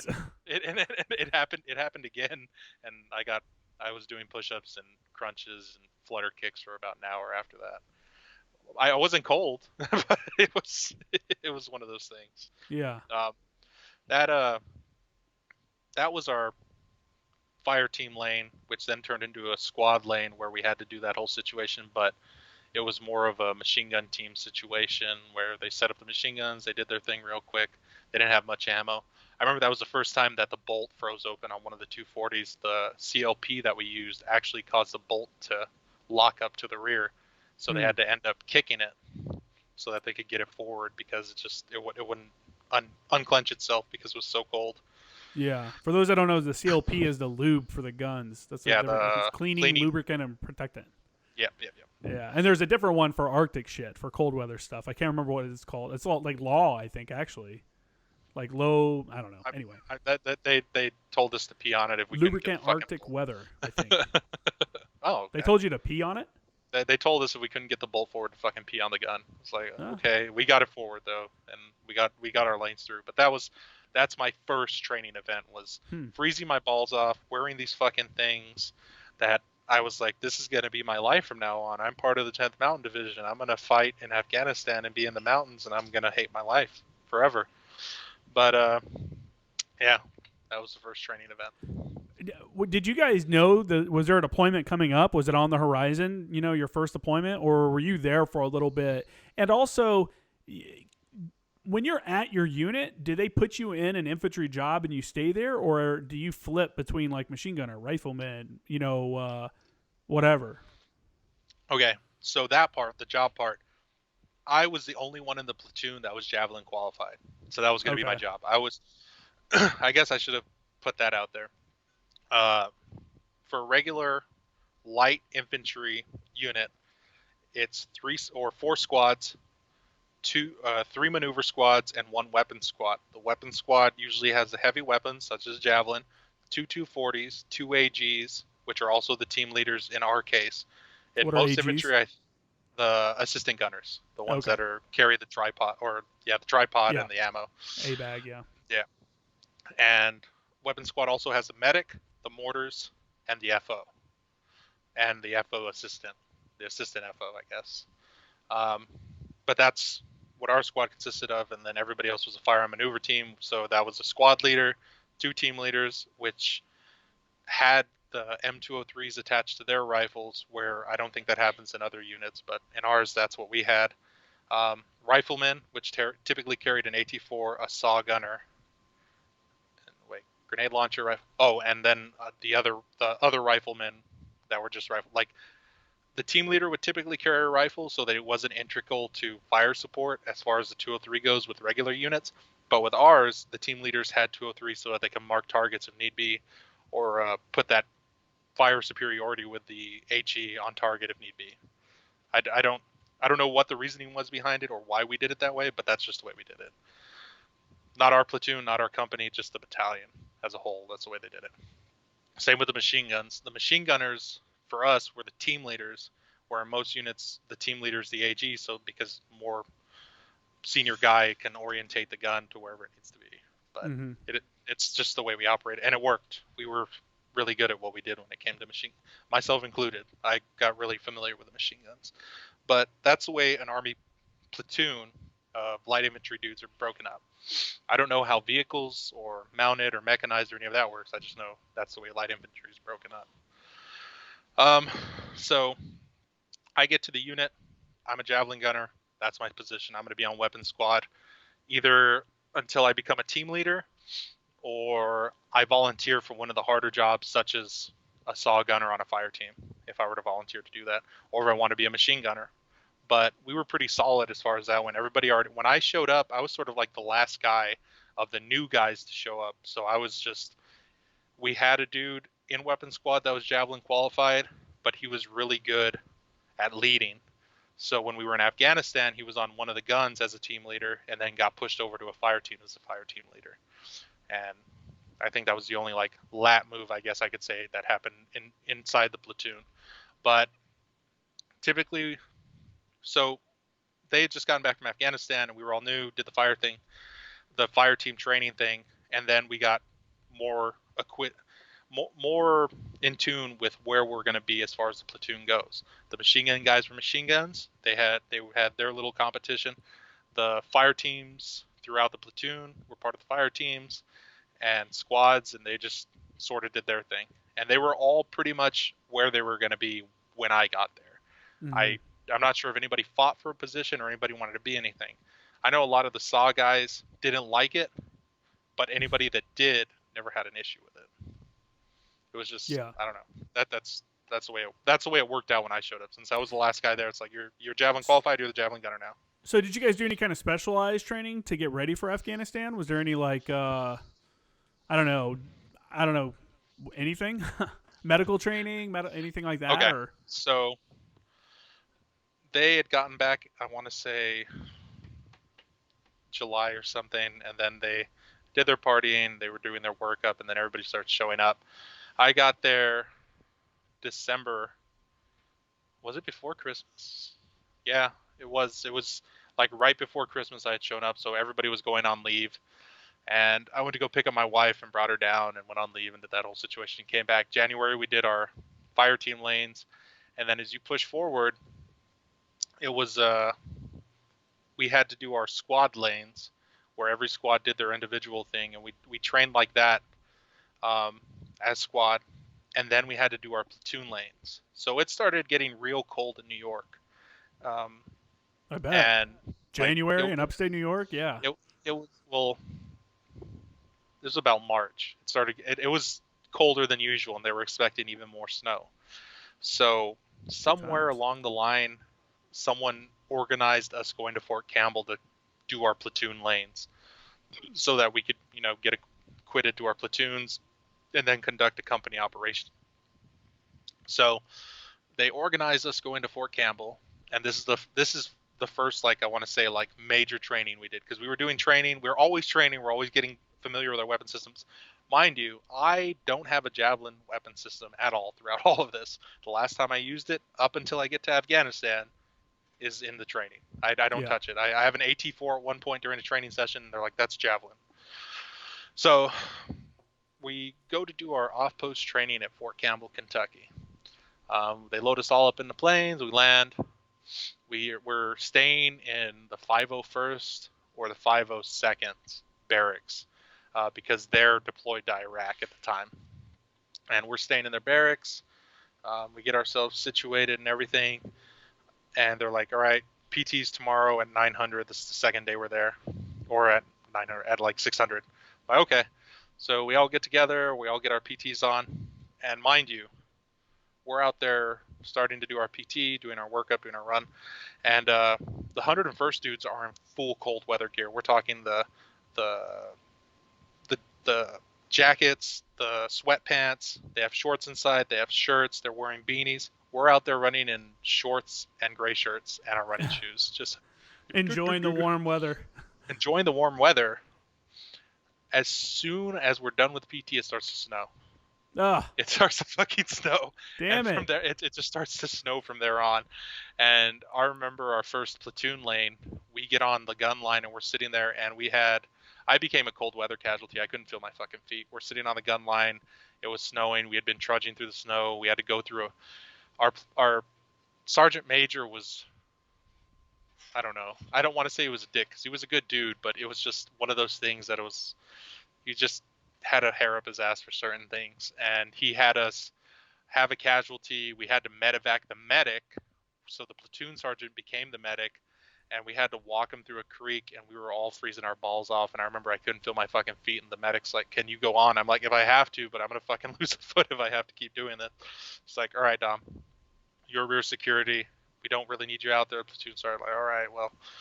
So they go do it again. I'm sitting inside the fucking hooch, and we come back and they start a fire. This is like the first time any light discipline has been like thrown out the fucking. It's like, let's do this. You know, people need to warm up. But that was our platoon lane, and I remember that whole situation was sucking dick. We had to assault a town. It was the first time I rode in a helicopter. We assault the town. We use the truck to go back to the fob, and then it gets blown up by an IED, so then we have to walk, and that turns into a 12-mile walk or a 10-mile walk. We get to the end of the walk, and they're like, "Okay, now you need to conduct your squad movements that you had been training throughout this entire time." It's like, what? So they have us take water cans after this 10-mile walk, sprint to this little section, put the water cans down. They found the fattest medic they could. We have to drag the medic 50 yards, get the machine gun set up, get everything good to go, fire a couple rounds, pick it all up, get the fattest medic again, drag his ass another 50. It was a shit show. It was a good time. It was one of those things where I've heard a lot of the people that you've had talk about mutual pain, like everybody's shared misery. Like, shared misery. Everybody's fucking miserable as fuck. So it was like one of those things where we all hate our life, but we're gonna do it. And that's, yeah, it brings you super tight, you know. Yeah, that's the Fort Campbell part. It was weird. I remember that whole situation. Is just we got there, it started snowing, and it just turned into more cold weather training. But we didn't have any cold weather gear because we all expected it to be warm, so everybody was freezing their balls off. What kind of advice were you getting from these guys that have been in the Korengal Valley? You know what I'm saying? Because for the maybe the people that don't know what that is, can you kind of explain what the Korengal Valley is and its claim to fame, I guess, if you will? It's why it is what it is, and then can you kind of talk about? I honestly, man, I'll say now, I don't think we're going to get into your deployment part because I don't want to start it this late because of the fear that people aren't going to hear it. So I'd like to get all the way up until that point, and then we'll do a second one where we can just talk about just the deployment itself, if you're cool with that.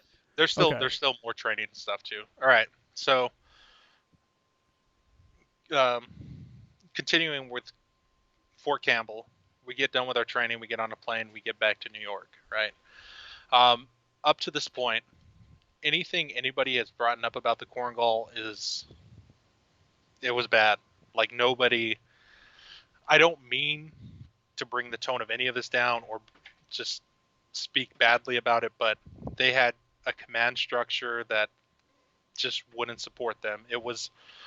I think the Korengal was at a point during their deployment where it was like, we're going there. You guys are the first dudes showing. When they showed up, they had it was called the COP, and it wasn't a combat outpost. It was the Korengal outpost. And the Korengal outpost was the initial spot that everybody got brought to. But they had to go there first in Humvees. They had to go set it up. Mm-hmm. While they're setting it up, it's just, I recommend everybody watch Restrepo or Korengal, which are both documentaries on the Korengal Valley. Mm-hmm. And that depiction that they had there is what these dudes were going through at every outpost. It wasn't, nothing had been established. They were setting it up. The Korengali people, along with the Taliban influences, were just fucking them up. Every day was a firefight. Every patrol was a firefight. Every night movement initially turned into a firefight. It was it was tick after tick after tick. And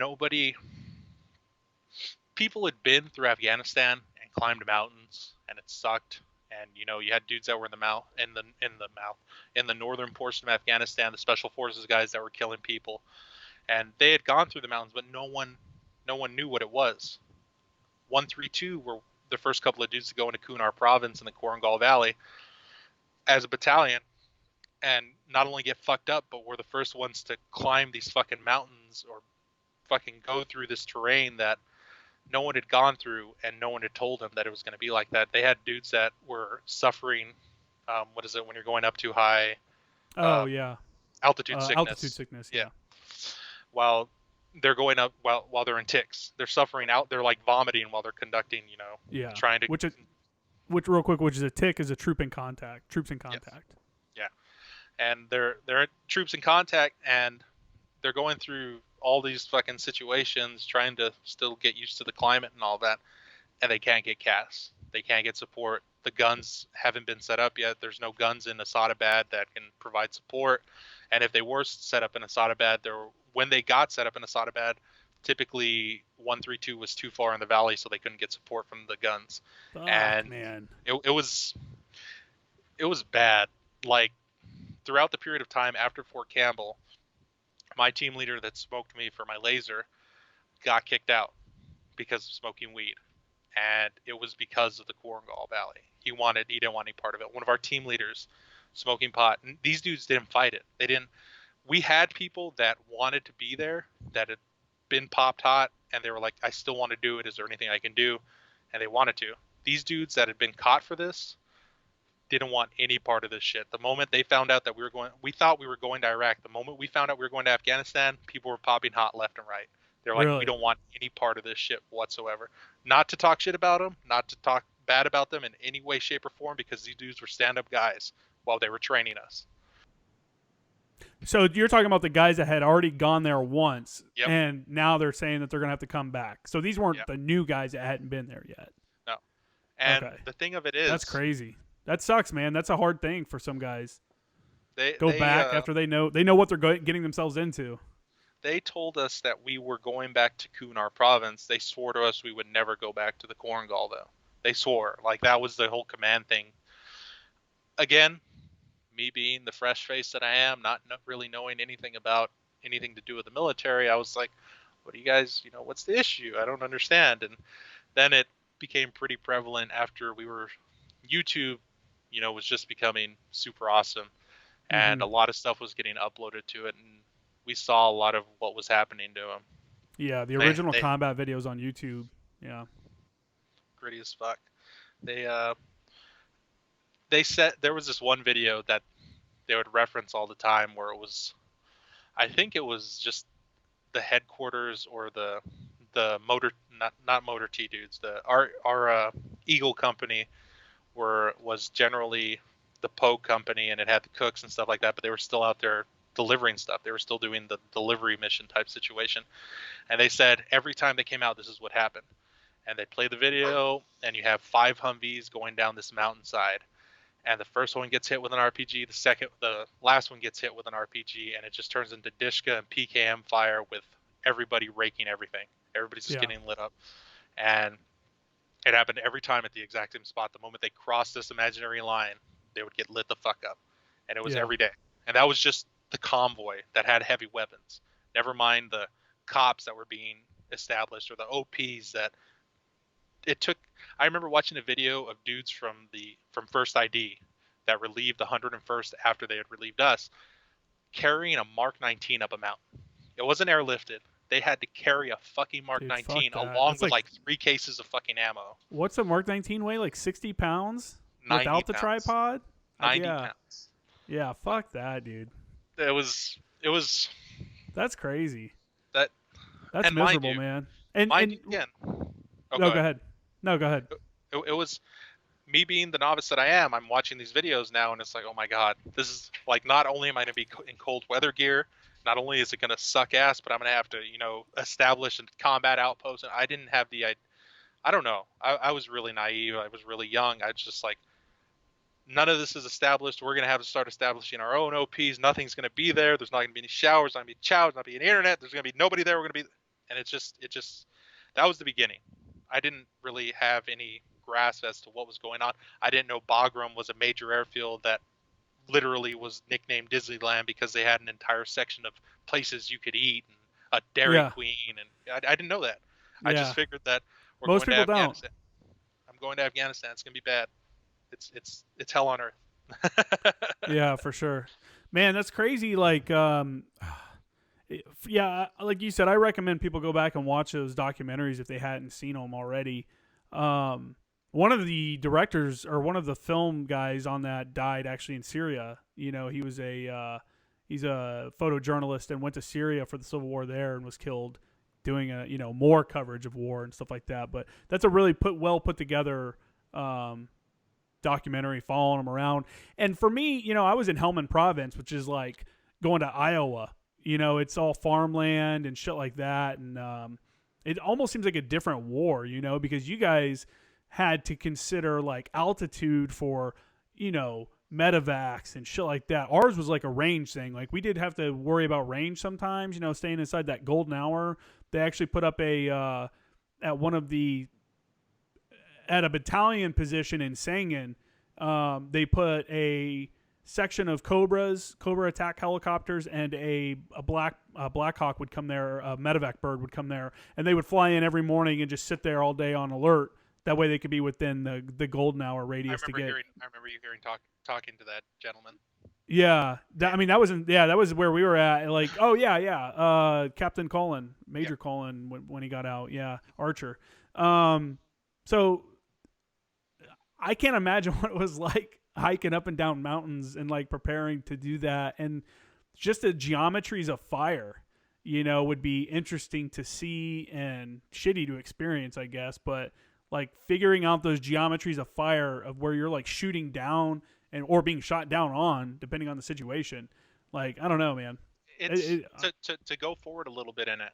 It's one of those things where we'd been at war in this country for so long, and I don't know, the Korengal Valley, Kunar Province, Nuristan, all that shit had 3 years of development by the U.S. military before we got there. And when I got there, it was nice, it was built up, and it was pretty sweet as far as OPs went, except for the OP we had to build. But everything that was established. There were things there, and there were ways to fight. Our mortarmen knew that they could hand fire the fucking mortar, that they did the whole thumb thing, you know, level the bubbles, fire the gun, and they could get it on target actually pretty quickly, pretty rapidly.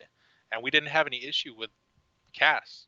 It was the contrast was like left and right absurdly large as far as their deployment where they couldn't get supplies and they had to truck these things up, to my deployment where we were getting into fights and we were fucking shit up and we lost people, and it was a hard fight, but it wasn't as difficult. We had the supply chain. We had helicopters that were willing to come in. We had F-15s on standby, stuff like that. Because by that time, Iraq was winding down, right? Yes. What year was this? What year was your deployment? 2009. Okay, so yeah, exactly. I was in Iraq in 2009, and as a maintenance guy, the second half of my deployment was basically like start shutting shit down. We were getting like shipping containers ready, filling them up.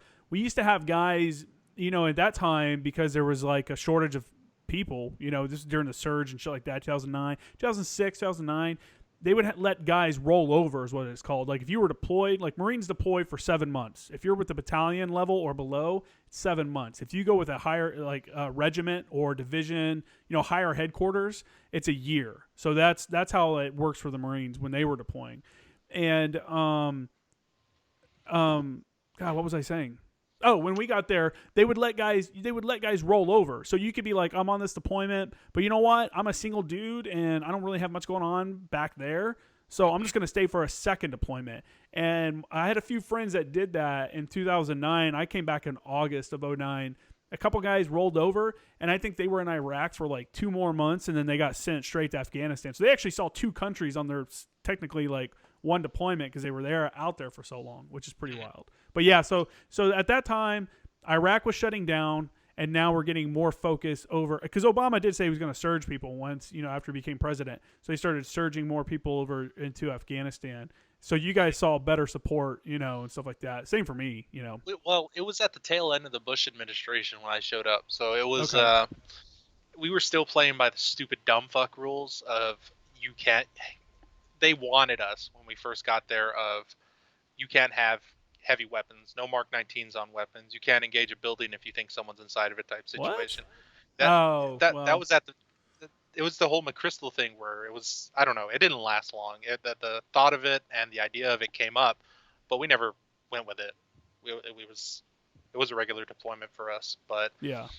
I mean, we were allowed to engage buildings and stuff with small arms or machine guns if we were being engaged from them, but we weren't allowed to drop like artillery or something like that. Like anything that needed higher level approval wouldn't have gotten approved unless it was a tick situation. Maybe you have a casualty or something like that.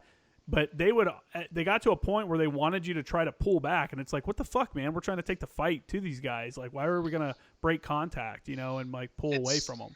If whenever we get to the deployment aspect of where I'm at in my career, it's the whole. I just had the conversation or input and talk about the whole Ganjgal situation with Dakota Meyer and Captain Swanson, as far as their Medal of Honors go, and the issues that came up with that whole situation.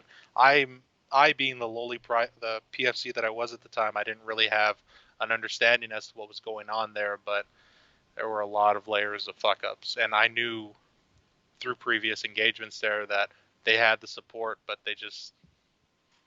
no one had. Are you talking about they kind of put themselves in that situation? No, they put themselves there in the sense that they knew that they were going to get into a fight, but they expected to have support. They expected to have. Asadabad has had 155s. I think they had 2 of them there, and they could lay on target there.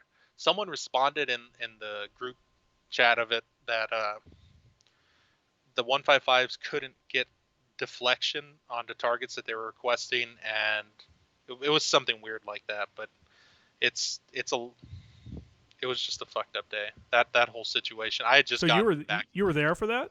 I had just gotten so Fob Joyce is where they deployed from, where I was stationed in Afghanistan. Fob Joyce, and my platoon was stationed at Fob Joyce and was supposed to be the QRF, and they go to the mouth of the valley of Ganjgal, and it immediately turns into them just sitting there waiting for orders. And from what I've been told, like 3 other platoons from 2 other companies were spun up waiting for birds to get on the pad to pick them up to start coming in and provide QRF. But the dude in charge in the talk wouldn't give the word for artillery, wouldn't give the word for the QRF, and it just turned into a whole fucked up situation. Man, that's fucked up. Dude, I know.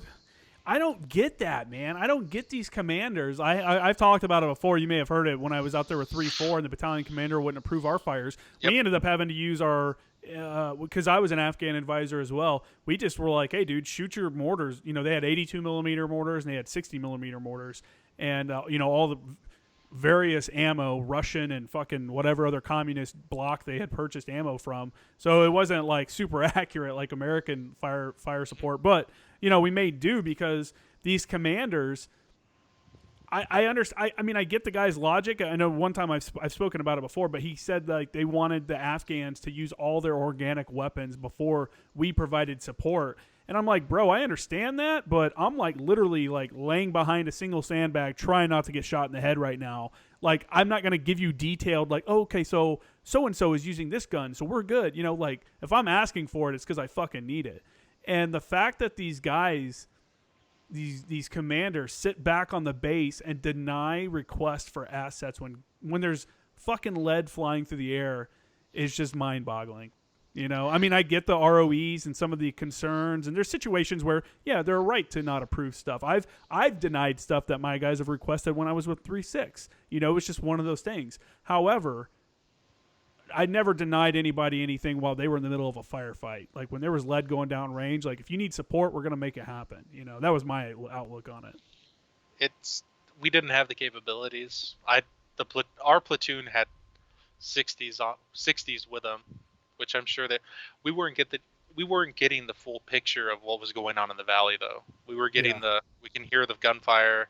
I think they switched over to the Marine comms that were on the ground, and they were getting some of it by the end of it, but it was just one of those things where had my platoon known that those dudes were getting fucking murdered, because that's what fucking happened, they would have fucking gone in there guns ablazing, because we'd been in there before. We'd gone in there and gotten fucked up, or we didn't get fucked up, but we went in there and fucked shit up. Yeah. And we knew what we were doing, and we've been in that valley. We've been in those towns, and we could have helped clear it up to them. It's one of those. Have you read Dakota Meyer's book? Yeah. He's very critical. It's been like 10 years or something since I've read it, but he was very critical of the command and in charge as well. Like he was he was critical of a lot of people in that book. It seems like he was not holding any bars on calling people out for being assholes. From what I've been told, from what I've heard from everybody that was there, mind you, I had literally just gotten on a leave, gone off, come back from leave, was going back to the fucking tent when the platoon was rolling up. It was like, what the fuck's going on? They're like, God damn it, we should have fucking got in, and it was a really, Man, it was a moment that's gonna haunt us for a while, because that's tough, man.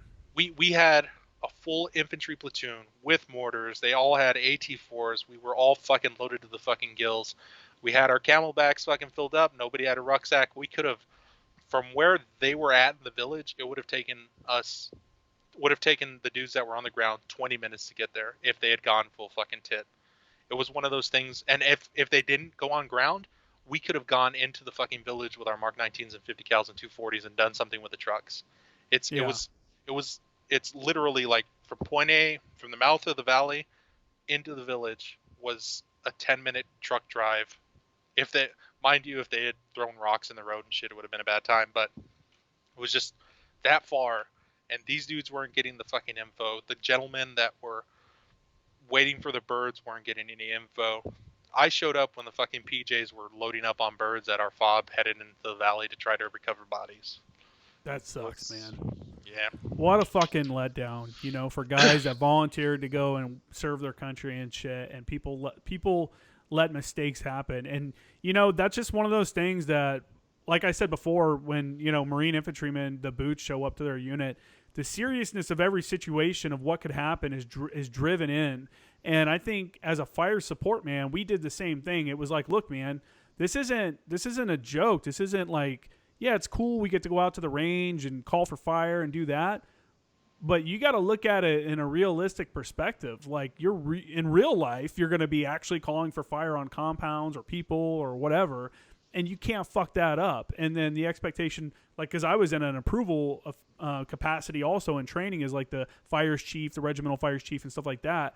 And it's like you have to be on your game too, because you want to receive these calls for fire, plot them, and approve them as quickly as possible, because the reality is there are dudes that are calling for this because they need it. There's people dying on the other end possibly, or at least, in a position where they need your support. And I like the fact that the Marine Corps lives on the mantra that every person in the Marine Corps supports the rifleman. The 0311 is the main effort. Whoever he is, wherever he's at, if he needs something, be it close air support, be it medical support, be it logistic support, he gets it because he is the main effort. You know what I'm saying? And I think we do a pretty good job of that for the most part, but there's always those little issues where it needs to be ironed out. But I don't know, man. It's just a crazy to hear about guys getting fucked over or something like that because support wasn't approved, or even worse, people aren't tracking it. They're negligent and they're tracking, their combat tracking and stuff like that. And they don't understand the actual situation that's happening on the ground, which sometimes is their fault. Sometimes it's not their fault, comms and shit. It gets messy out there, but man, that's tough. That's crazy. Yeah. So, dude, we'll probably go ahead and stop here, man, because I want to get into your deployment. I want to talk about that. And from what it sounds like, it's going to be an interesting conversation. I hate that we got this far and we didn't really talk about it. But like I said before, I don't want to I don't want to go to the very end of the podcast, then start talking about your deployment, because a lot of people don't go more than like an hour or so. And I feel like that's not doing you or your guys justice that were there to have your story kind of put at the back end of this whole thing. And I spent a lot of time like getting, comparing and contrasting Army and Marines and stuff, which I think is really going to be really good for our listeners. And I hope everyone tunes back in for the second episode where we can get into the nitty gritty shit of the deployment and what happened there and, your role that you played there. But I'd like to give you an opportunity before we quit for the day. If there's any kind of organizations or your own social media you want to shout out or something like that, feel free to do so. I don't have anything. Right now I'm just a blue collar worker working for somebody else. I want to shout out my old lady. She's cool. That's cool. For letting me do that. The 4 gentlemen on my wrist, Staff Sergeant Lindstrom, Staff Sergeant Novacek, Corporal Wren, Ramirez, they died in Afghanistan. Lindstrom died on the deployment. The other gentleman I served with and then died later on in the same sector for the most part. But to them, And if everybody that's listening ever gets the chance and goes on to Instagram, look up a young woman called Invader Girl. Her art is on point. I'd recommend you too, dude. She I'll take a she look. does a lot of military-esque stuff, and it definitely depicts what we've been through while we were over there, all of us. Yeah, that's cool, man.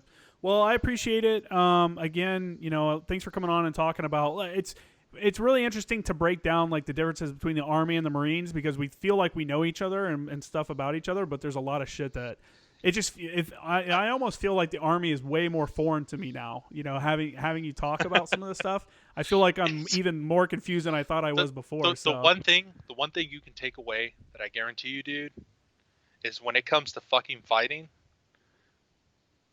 we're on par. We're in the same element. I'm sure at some point in time the Marines had a group that couldn't get the fucking support that they needed, or were put in a shitty situation and were able to fight their way out, or that's the one thing that we both have as organizations that definitely can feel together, is when it does come to the deployment part, and I am putting it out there, there's going to be a lot of things that you're going to be like, oh, you guys did it that way, but there's also going to be a lot of times where you're like, yeah, we fucking good call. Yeah, there's a I feel bad I don't know the page name, but there's an Instagram page, a military one, and their like kind of tagline, or their kind of saying is nobody's coming, it's up to us. And I'm like, yeah, and that's what you have to be ready for, even if that's not the case, even if that's not true, that's what you have to be ready for. And yeah, man. So anyway, I won't drag this on anymore. For everyone out there, my Instagram is @formeractionguys, @jkramergraphics. Both of those, check them out. And my website's jkramergraphics.com. Hit me up there. And again, thank you for coming on the show, man. And we'll get the rest of your story next time. Have a good night, man. Hey, you too.